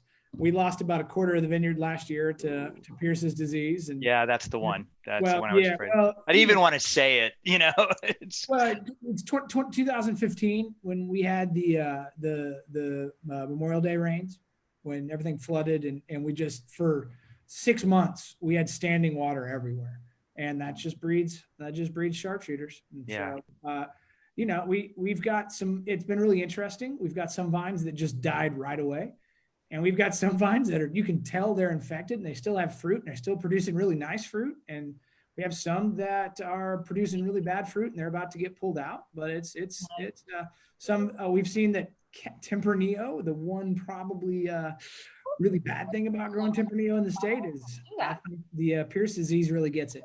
Sorry to hear that. Yeah, one of the winemakers posted a picture of the sharpshooter, and it was like, oh my God, that's like a horror movie. Yeah. Yeah. Well, we have these little government traps, like sticky traps kind of around the vineyard to see. Yeah. And for the first 8 years, there would be like 3 bugs and we'd never see a sharpshooter. And the summer of 2015, a vineyard manager showed me and he was like, you see these little guys? Yeah. So, hey, I always say, if you're dumb enough to grow grapes in Texas, you get to deal with these things. So one last question. So that in Spicewood, did you rip out all of those red grapes all the way through? So we did all the Malvasia. Yeah. You know, ironically, Todd actually made some really beautiful Chardonnays. We made 3 or 4 Chardonnays that won gold medals at a bunch of different competitions and were really tasting great. It just got less and less production every year. It just got less and less and less. And so eventually we had to rip that out. But, and I think there's maybe 7 or 8 vines of it was the Alicante that you mentioned. Alicante Boucher thank you very much, Richard, that we left just for fun. It's one very end of a Sauvignon Blanc row. There's 6 red grapes. So, oh, cool. Yeah. Just a little history there. A little history. That's right. All right. So I guess we can probably close it unless anybody gets some other questions for him. Reagan, how's the vineyard looking out there today, Reagan? It's looking good. Just trying to get some wires raised before all this 30 mile an hour wind starts ripping through here and taking everything off. So Reagan and I have been friends since about 6th grade. Or let me say that. We have been acquaintances. It took a while to warm up. We were not really. Let's just say that. To warm up. He was not that cool, so I didn't hang out with him that much. But we've been friends for a long time. And Reagan and his family, about probably 3 miles as the crow flies from us, just across the way, has about a 16-acre vineyard where he's rolling around out there right now. It's got 8 different varietals, and so we're looking to get he's going to get a little fruit this year. I probably won't get any of it, but he's going to get a little fruit this year. But if you're out and about and want to try some Sandy Road vineyards, that's what they're doing, and it's doing really cool. Winning some medals and making some great wine. And we are about a year away, Reagan, from Todd having his first harvest. Is that right? We sure are. You know, he's going to do a little bit this year. He's got a little. I'm not going to tell you what he's going to do. I'll let him announce it. But I tried getting him on earlier, and he's busy spraying, trying to get out front with this rainstorm. But yeah, he's going to have a little bit of fruit this year. He's got some Petite Syrah, which is going to knock everybody's socks off, I think. Oh, cool. Yeah. Hey, Ron. Hey, I got a guy that I know, a buddy that I know. He wants to reach out to you. He just bought a vineyard out in Round Top, Texas. He wants to pick your brain a little bit. You mind if I send him your number? Send him my number, man. All right, man. Thank you. I appreciate it. Of course. So I have a question. I'm assuming you come up with your own recipe. It's Alicia, huh? I mean, how do you decide what ingredients you're going to put in? Like, how do you decide, okay, I'm going to put in vanilla or I'm going to put strawberries? Like, how do you decide what's going to complement your recipe? Well, I mean, that's more of what naturally occurs with the fruit. And that's why him deciding when to pick the grape is probably the most important decision that you make in the whole aspect of everything. Because when you pick that grape, all those flavors that exist at that moment is going to be what's in the wine. So that ability to discern, No, like, no, it's not ready yet. No, it's not ready yet. Taste it today. It's ready. Let's pick it tomorrow. That's where all the talent lies. And I would love to tell you that I have some ability to do that, but I do not. That's why we pay Todd the big bucks, because he's the good guy. He's the man with that talent that produces all the special stuff. I'm just the guy that gets to drink and talk about it. Oh, gotcha. Well, that's an awesome job then. No complaints on my end. No complaints. No, Hey, Ron, when this is all over with, are you gonna throw like a big ass party out there? So unfortunately, I don't know if y'all had heard. We had this event called A Day in the Vines that was supposed to happen May 9th. It was a 2-day festival, Mother's Day weekend, that had Nora Jones, Patty Griffin, the Revivalists, Lake Street Drive. We had pretty spectacular bands playing, but I've got some plans working right now for some summer stuff if and when we do get up and going. And if not, I'll have plans for some fall stuff. But yeah, well, music being a big part of my background, and as we grow, being able to merge those two aspects more and more will be happening. Sweet. Yeah. Ross, what'd you think about that wine? Oh, I loved it. It was great. All right. I do love the estate wine, but this is good too. Well, it's good to have options, right? Of course, you know that I went to Rioja with Danielle. I know you went to Rioja with Danielle. I was super jealous. I had to work. He left. Somebody had to stay and work. And what I noticed was the difference in the squattiness of the vines. Oh yeah. So the vines in Rioja are real squatty body. Did they? And the vines at Spicewood are, they're like eye level, at least to me, because I'm short. Did they explain to you why they do that? No. Well, why don't you give us a rendition of that? Danielle took you on that trip and didn't explain to you why the vines are grown closer to the ground in Spain. Can you get a dozen of those? So the reason the vines are grown, because at night it's cooler at night, and that heat doesn't radiate off the ground like it does here. So our fruiting zone is higher off the ground because we are hotter, and that heat will radiate higher off the ground. Same thing in France. They want a little more heat. We want a little higher up with more airflow underneath the vines to keep it a little cooler at night. Okay. It's also better on your back when you're harvesting. Yeah, I would say so. Yeah. So as far as, but the vines there were like ancient. They were like 60, 70 years. And of course, the vines at Spicewood are not as old. Does that have anything to do with it? Sure. I mean, the Sauvignon Blanc was planted in 92. And we've done some additional plantings in like 08 and 09 and again in 16. And you can tell the difference between the flavors in the fruit. We, in fact, I believe 2017, we did the old pick first, to pick the old fruit first and the new fruit second. And there was a very distinct flavors between them, which is why we love that, because we can blend them together and create some really nice complexity in the wine that way. I see Lon Duke. I want to give a little hi to Lon on there. How you doing, Lon? Hope you're listening and enjoying. Ryan Ken also. Doing great, Ron. Thank you. I wish you would have talked about the 2017 Texas Garnacha a little bit. Oh, you want to talk about that Ron Yates Garnacha? Oh, there's Ryan. Look at yes. that. Yeah. Yeah, Lon. So we planted Grenache at Spicewood originally, and it very promptly died. We planted Grenache at the EB Vineyard, which is in Round Mountain, a little down the way, and it very promptly died. And so we've been very unlucky, but Farmhouse Vineyards up in Brownfield has done pretty great for us. Grenache is really hard to get color ripeness out of in the state because we get so hot so quick.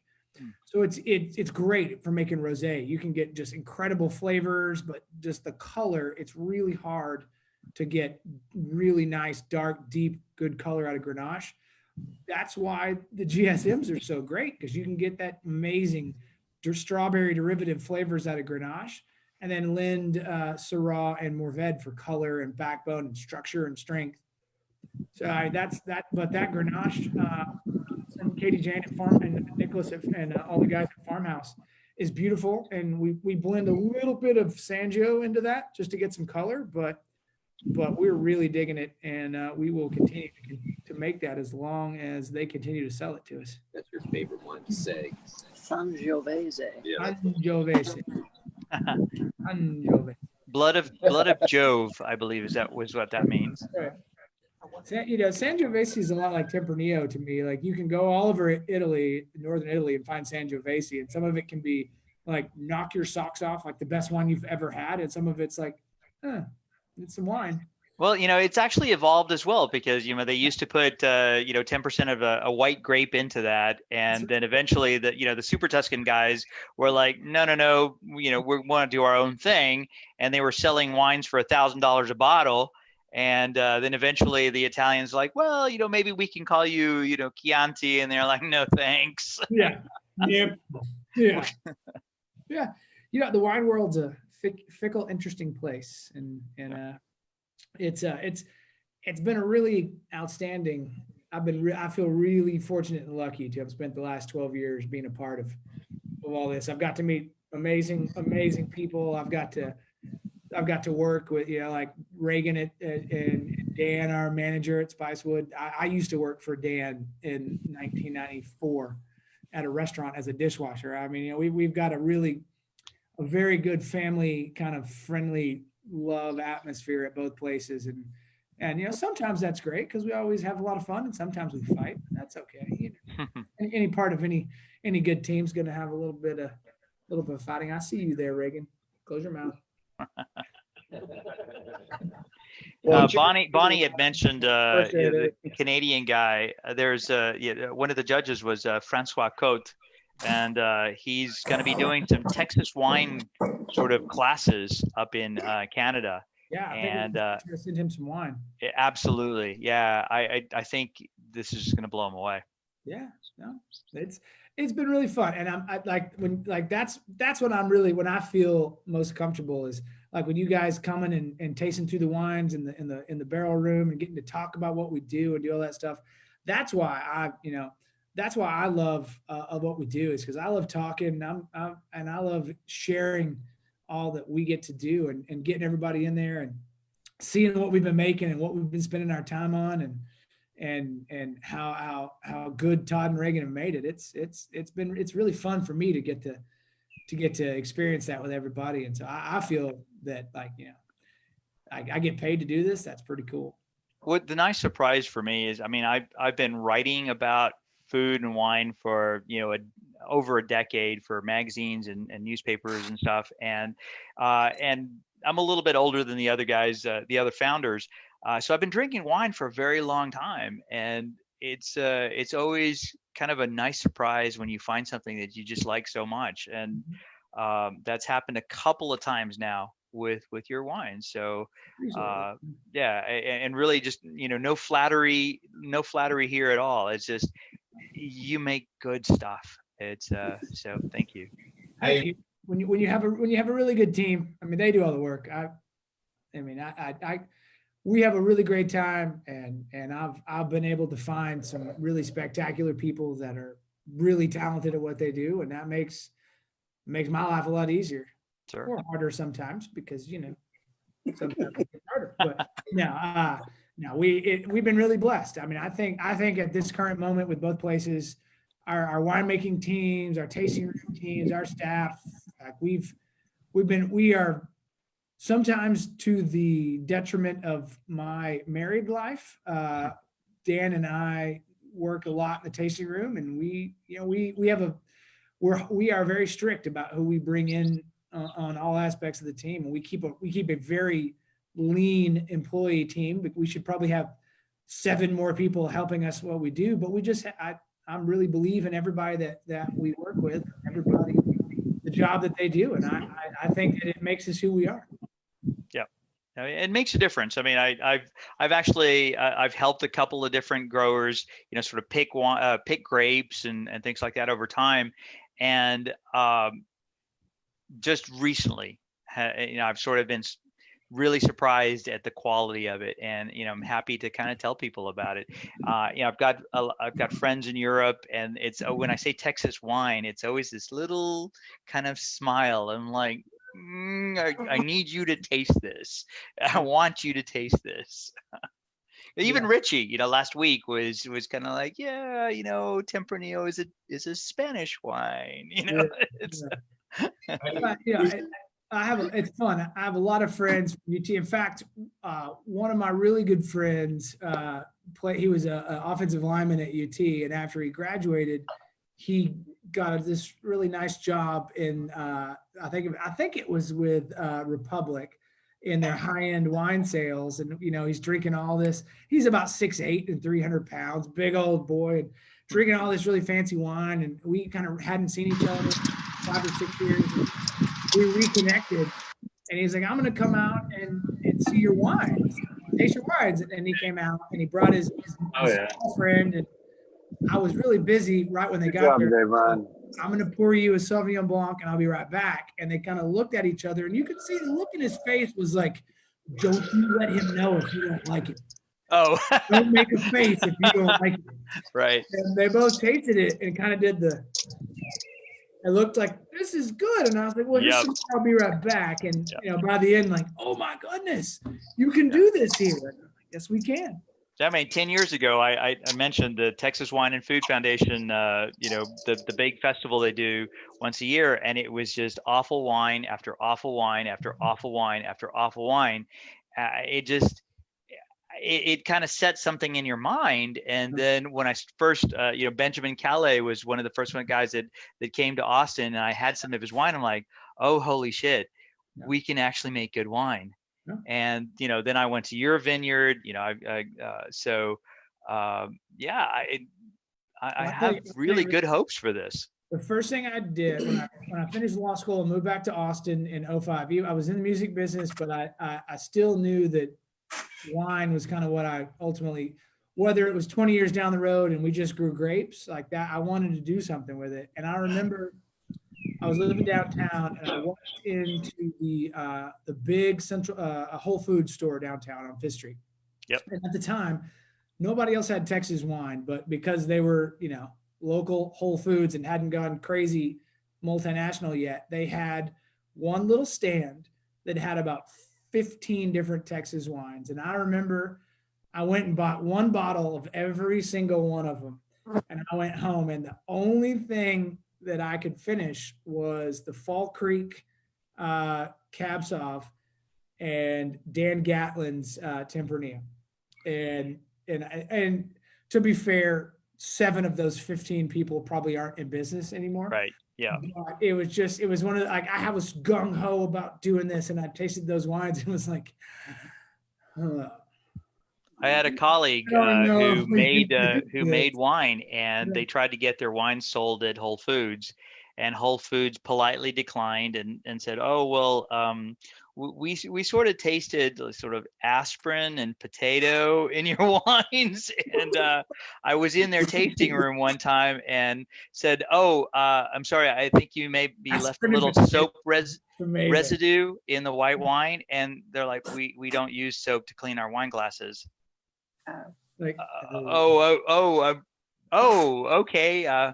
So, it's a tough sell. It's a tough sell when you've had so many of these. I've been to some vineyards when, and I taste 8 of their wines, and literally 2 of them are okay. So I think, with Bonnie's thing, the Texas, yes, there you go. By himself. Yeah. By myself, I'm almost done. And it's just, same here. Hey, that's what Todd's wines do to you. You look up, you're like, oh shit, it's all gone. It's so Not fair, Ronnie. That helps. I help bottle. We just ordered a case. Yeah. Cheers. Hey, Ron, I helped bottle one of the wines. We've got 2 of them down. You're not on mute. Helped bottle one of the wines for the vineyard, and I remember very specifically the smell of the filters. And sure enough, I tasted one of the wines, and I could taste filter, because the smell has a very distinctive smell. And I actually it's like, oh, that's in the wine. That's not a good thing. Yeah. So. No, and I think it's hard for people that don't come from like a wine background to understand what winemaking really means.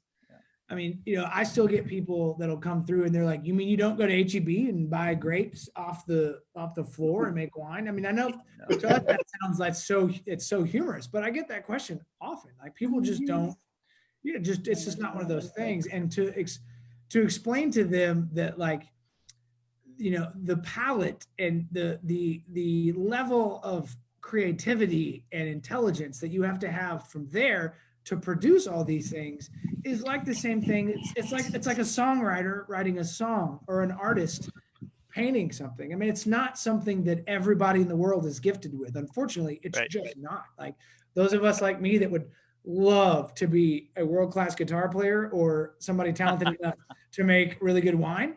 I don't have that talent, and it's until you get people into experience and see production and see all that goes into it, it's hard to explain that to them. And it's really funny to get people out and they have that aha moment where like, whoa, I didn't know that this much went into it. I thought you crushed some grapes, you put them in a barrel, and 12 months later there was wine. Yeah. And so that's that kind of, I always love those tastings where I'll take a group in and we'll go through and they'll go from like, I drink Cab Sauv, yay, to, oh my God, then asking questions. That's the best when you get people that, that don't know what they're doing. They don't, and then they're like, I want to know all about it. I want to ask all these questions. And then the 20-minute tour becomes a 45-minute tour because of questions. I love that. That's what makes me tick. Yeah. Hey, so Richard, just a question for you, and this is basically off of Ron's opinion. You write for that OTL magazine. Maybe the Austin, Texas Wine Society can go visit Ron Yates, either Spicewood or Ron Yates winery, whichever, because shit, that's cool as hell.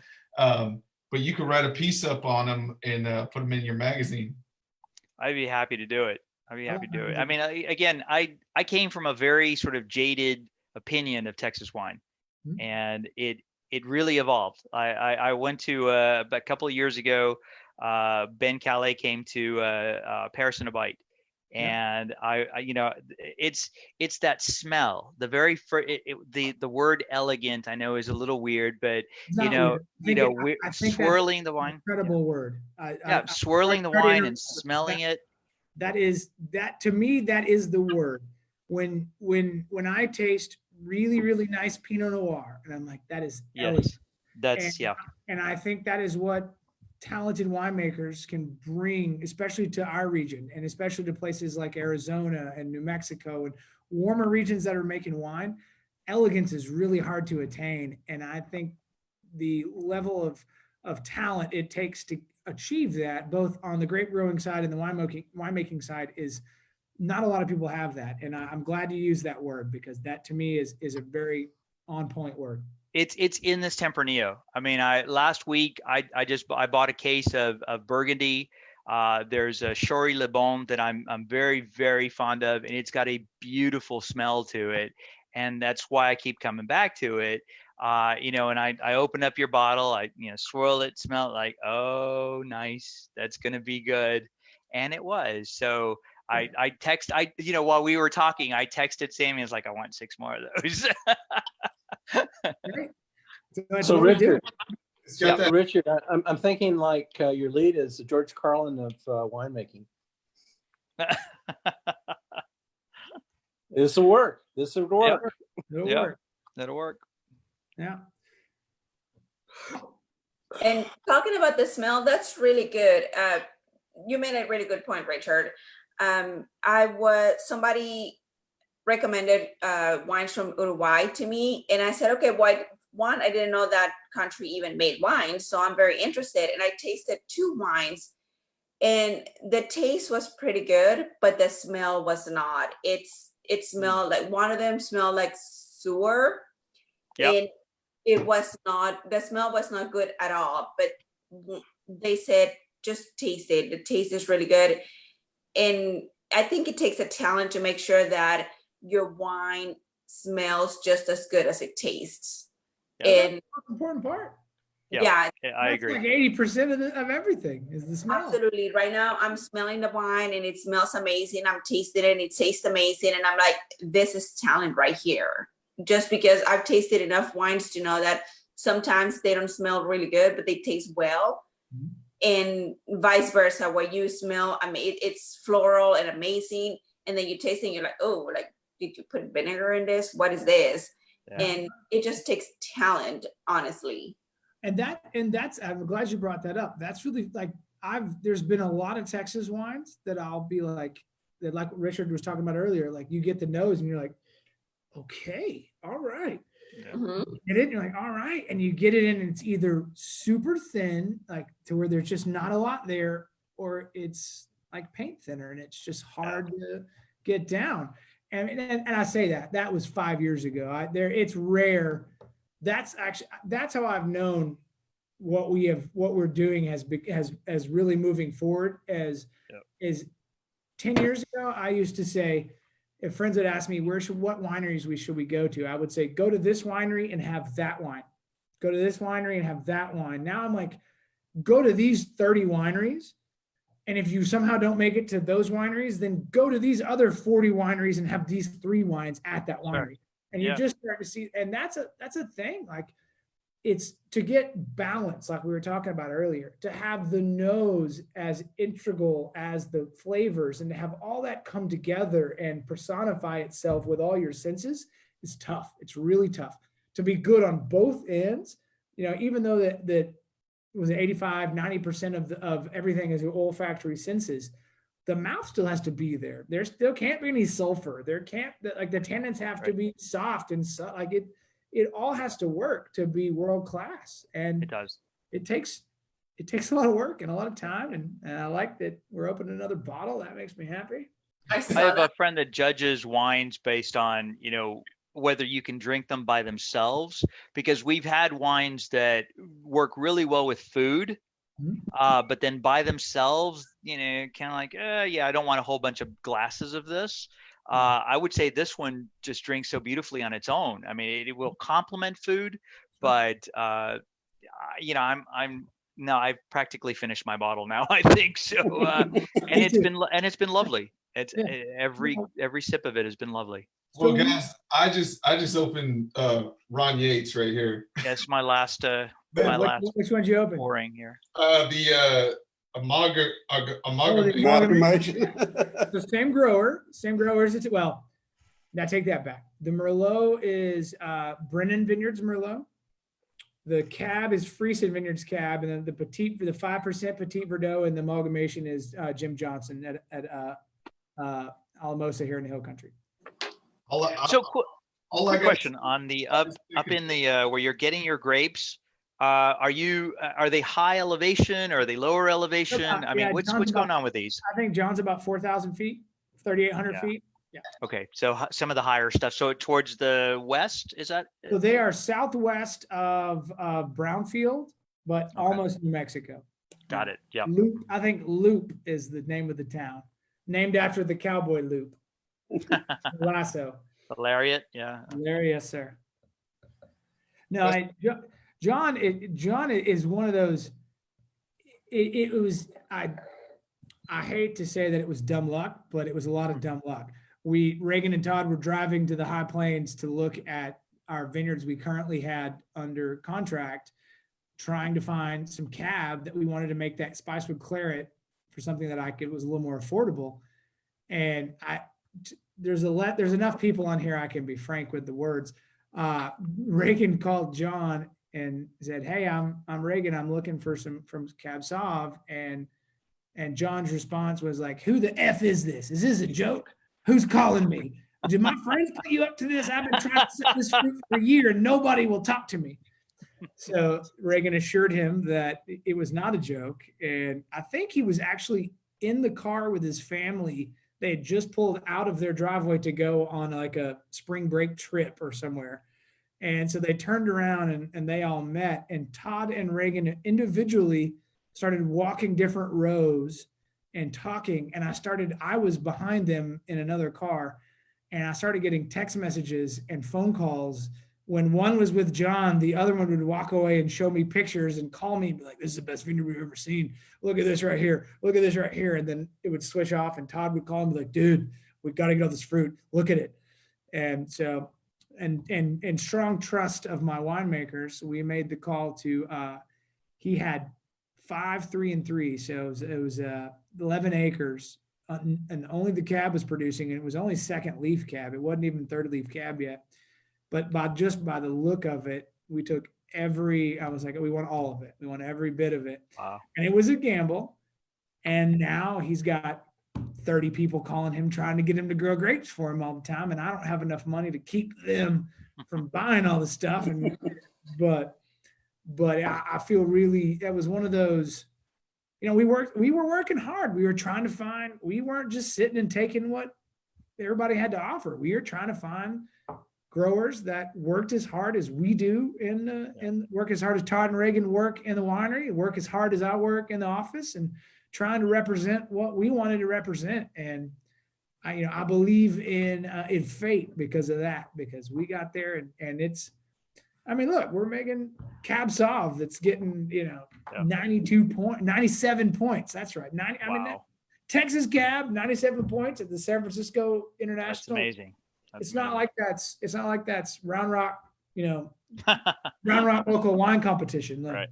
Every person tasting wine there is supremely qualified. And I'll take a year ago, I wrote an article about Flowers Winery, and they had received a phone call from the White House. Mm-hmm. And at first they were like, ha ha, nice joke. And they actually hung up on them. And they called back and said, no, really, we are interested in your wine for one of our dinners. Yeah. And I thought that was just hilarious. They're like, no, haha, thank you very much. It's a nice joke, but literally hung up on them. Like, thank you, Bart Simpson. Bye. Yeah, exactly. I think what's the winery? Reagan's not anymore. Regan, what's Regan? Southold. Southold is a new winery here, and they just had some wines that were poured at. It was like Southold, and like 2 outstanding California producers were the White House Correspondents' Dinner a couple weeks ago. Yep. Yeah, it's good stuff like that. Keep growing, keep getting it out there, whether or not we want it to be in certain places at certain times. But yeah, we'll take it. Yeah, absolutely. So I don't know if how Bonnie's working to do this, but this should be tasted in Canada. Wow. Yeah, I want Francois to try this. I think he would be he'd be crazy about it. Yeah, we've talked, and so if he'll give me the way to send it to him, I'm all about it. Awesome. Mm-hmm. Hey, Ron. Oh, you met him. He was at he was at the. I'm out of here. Ronnie, it was good to see you. Thanks for hanging out in Dime Box. All right, you bet. Bye-bye. Bye. Bye. Hey, Ron, just a quick question here. What's in your cellar behind you? So that's pretty too. Yeah. I am fancy. I'm at the my wife and my 2 daughters and my mother are quarantining in Cherokee, Texas at the ranch. And this behind me was my father's cellar before he passed away. So I have the key. And I keep some of my really special stuff in there that I don't want people to get. And there's some stuff in there that hopefully we'll get to drink on some Zoom meetings in the future. Fantastic. Wow. Yeah, no, we're out at the my dad grew up in Cherokee, which is between Llano and San Saba. Mm-hmm. And he was the first of the generation of families to not be a 7-day-a-week rancher. He was a 4-day-a-week real estate attorney and a 3-day gentleman rancher. Yes. Yes. Yeah. So I now come out about once a week to do stuff out here, which it was 7 days a week, but or 3 days a week. So I could spend some time at the winery still, but I love it out here. But yeah, that's where all of my, I have this one great story, and there's only like 7 people left, so I can tell it. When I was living with the family in Spain in '99, we ended up getting to go to Vega Sicilia, which is like that Unico Tempranillo is my wine. If you can give me an Unico, I will be your best friend forever. It's, about as expensive as Tempranillo gets, and it's about as good as Tempranillo gets in my reasoning. But back then, you didn't get to go to the winery. You went to bodegas. The agritourism wasn't there. But because of the son, he knew some family members from the Vega Sicilia, so we got to go see the barrels and all this stuff. And I was in Spain to hang out with the beautiful Spanish women and run around. And have a good time. Wine at that moment was not the irony that 12, 14, 20 years later, the wine was the part that I got out of that. But he gave me, there's three of us. I was born in 78 and my other two buddies were born in 79. And if I remember correctly, they made Unico in 78, but they didn't make it in 79. Maybe I'm wrong on that, but what I'm remembering is they got 80 or 81 bottles and I got a 78 bottle. Yeah. But back then there was zero refrigeration in Spain. Zero. So I carried that bottle around in a sack of ice for 3 months. I lost the label. I mean, it was one of those, but I was not about to let it get warm. Right. And mind you, I flew like an idiot. I flew from Spain to London to fly home with it in my backpack. Then I got to Spain and I'm into London and I'm about to get on the plane and I'm like, you know what? I'm 20 years old. I'm going to get a little bit of trouble if I bring this back. And I had four bottles. Yeah. And I found a unassuming young gentleman that happened to be about 22 or 23. And I